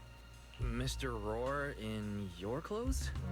No, I think not. It's weird no matter how I imagine it. No? Well, I thought it might be cute. I'm really struggling to see the appeal. Anyway, you're here early. Did you come to say goodbye? I guess you can say so. Though it's only for the time being. Linvern and the others probably mentioned it already. I'll be recovering in Virium, and while I'm there, I'll help stabilize Dracina's condition. Lady Dracina, what exactly is happening to her? She will likely remain unconscious for a long while. After all, having a karma core taken from you is no trivial matter. I misjudged the situation. At the time, I thought the karma core was still inside her. So when Bashmu suddenly appeared, I paid it little mind. But the truth was, while we managed to rescue Dracina, the karma core remained inside Gertablulu and was devoured by Bashmu. That can't be good. Does that mean Bashmu becomes the Enchainer instead of Gertablulu? Yes, it seems far more intelligent than Gertablulu. But of course, the culprit behind all this may have planned it that way from the beginning. Clearly, Gertablulu couldn't have done it. So, who lured it to Buastrum with the singularity leakage? The real culprit is still hiding somewhere in Rose Califer. Correct. Though, I don't think we need to worry too much at the moment. Dracena likely only possessed 1/3 of the Karma Core, which means the other 2 parts are still inside Eldrada and Linvern. Which means we should probably be keeping an eye on them in case something happens, right? Right. I wanted to ask. You said Karma Cores are sealed in Void Hunter weapons. But why is Lady Sunbringer split into 3 and stored in 3 different bodies? What's really going on with her? Yes, Void Hunter weapons. Perhaps that's what the Sunbringers truly are. What?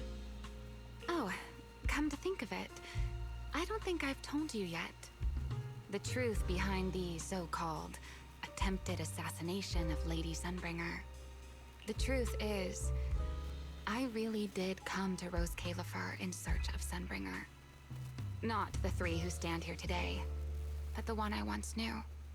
And then I saw Eldrada. Do you know that strange feeling? How someone can look so much like her yet not be her. Somehow, after reclaiming Thaumiel, the remnant inside it resonated with the Karma Core fragment in me, and suddenly I was able to sense the Karma Cores within the Sunbringers. Which is very strange. Sunbringer didn't fuse with the Karma Core and become an enchainer. Rather, the Karma Core was divided into 3 parts and stored within the 3 Sunbringers. Which is just like Void Hunter weapons. You mean the 3 Lady Sunbringers we've met are actually living Void Hunter weapons? Isn't that a theory that people have brought up for Weiss and Bell?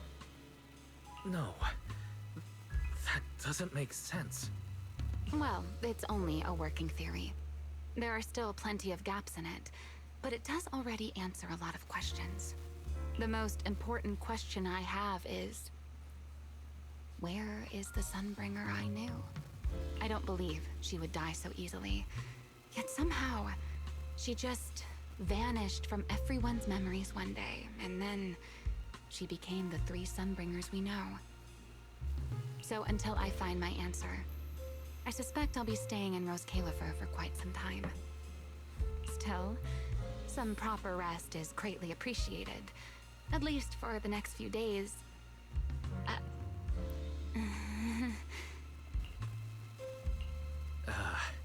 There should still be breakfast downstairs. Wait here for a sec. I'll go bring some up for you.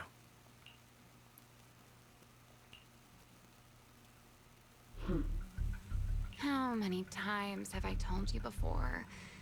You really, really need to stop sneaking up on people like a ghost. You and that emotionless girl. Do you really have to show up every time someone's having a pleasant moment? I agreed to join this little covenant of yours, but I did not agree to being stalked all day and harassed whenever you feel like it. Remielle, do you truly believe the Sunbringers are Void Hunter weapons? Of course not. Then why tell him something you know isn't true? What's the matter? I merely told a small lie. Hardly the first time. Why? Are you getting nervous? Don't answer my question with another question, Remielle. Oh, all right, fine. I'll explain. It's simple. Because sooner or later, he's going to uncover the truth behind the Sunbringers. Whether I tell him or not. But now is not the time to reveal the answer yet. For his sake, for the 3 Sunbringers, and for Rose Califer. So, you don't think the 3 of them know who they truly are, either? Perhaps. I can't say for certain myself. I think in the demo she also mentioned something like that. How, like, they don't really understand questions that the real Sunbringer would have known. But you know the truth, and so do I. There's only ever been one question of real importance to us. The Sunbringer I once knew, and the Sunbringer you've been searching for. Where is she? At the same time, somewhere in Buastrom. How pitiful. What did they call that monster again? Right, Bertablulu. To think it wounded you this badly. Its will to survive is truly frightening. It also got a lot smarter ever since it made contact with the Karma Core. Came embarrassingly close to actually pulling it off. How impressive. But do not worry. Our old classmate still handled everything. So it was you, Sir Pico. Come to think of it, I always did enjoy doing the unexpected. But you are terrible at adapting on the fly. That is why you keep losing to them. Again and again and again. Why not? Simply admit that you are worthless. Ooh, I just want one clean hit to the face, please. Just kidding. You would never accept this outcome, would you? That's enough for an infirmary visit. I have something I must do.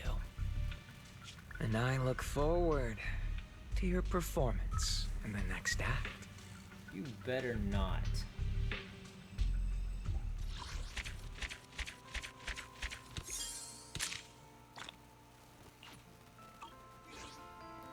Accessible via the map to the Retroflux Zone and Roswick.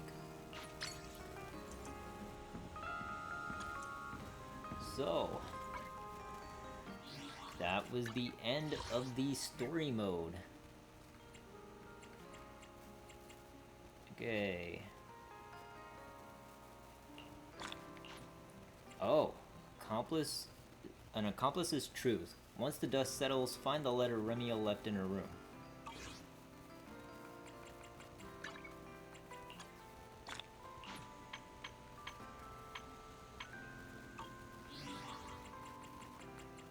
We got the reward here.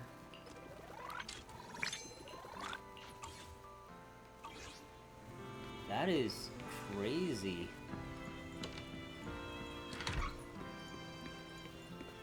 So I'll do my dailies in a bit, but I do want to check out this letter before we end things off.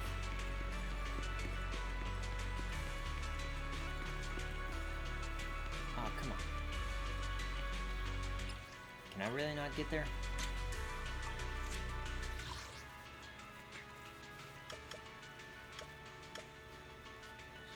Oh, the Retroflux Zone. There it is.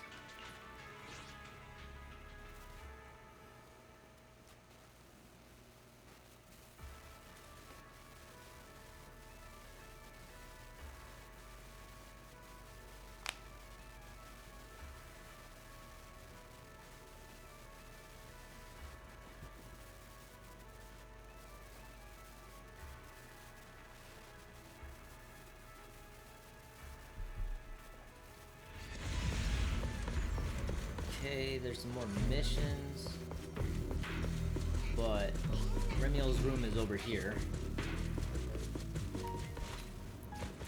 Remielle's letter.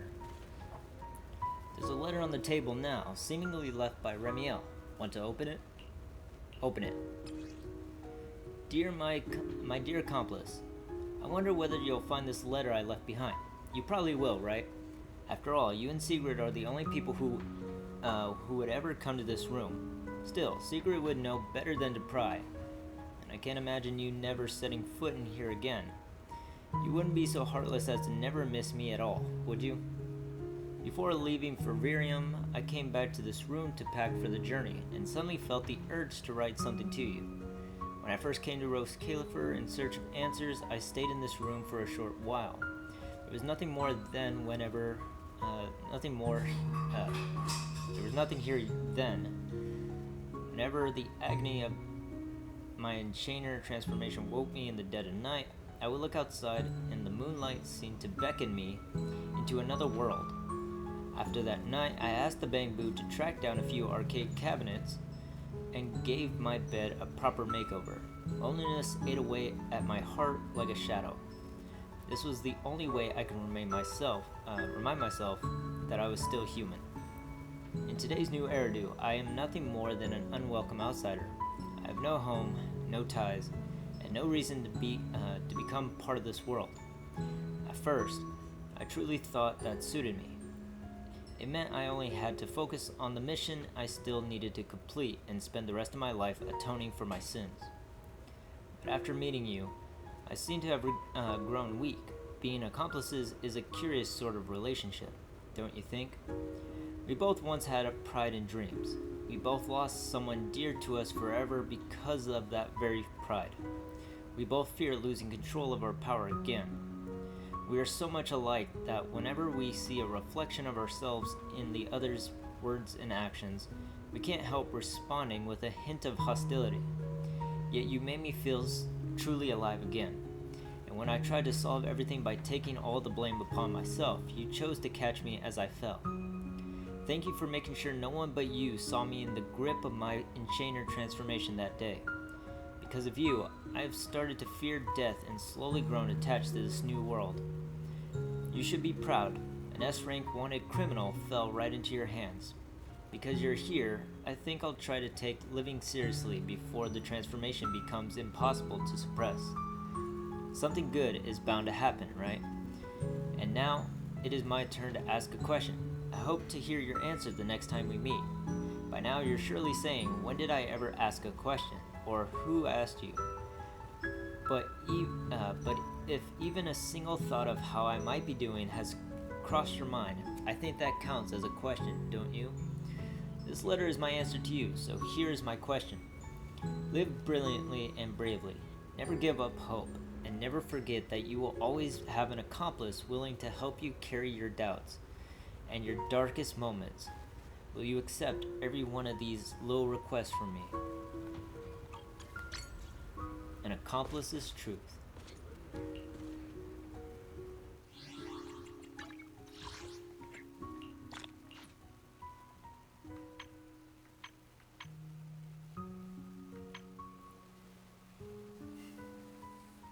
Well, guys, that was the end of the long goodbye.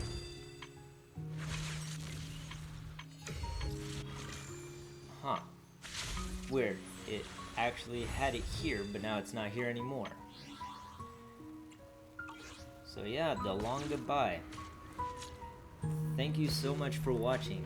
Feel free to like, comment, subscribe, hit the notification bell to be notified on any future updates such as videos, live streams, and posts. And I will see you all in the next one. This is the Scribe signing out. Have a good one, guys.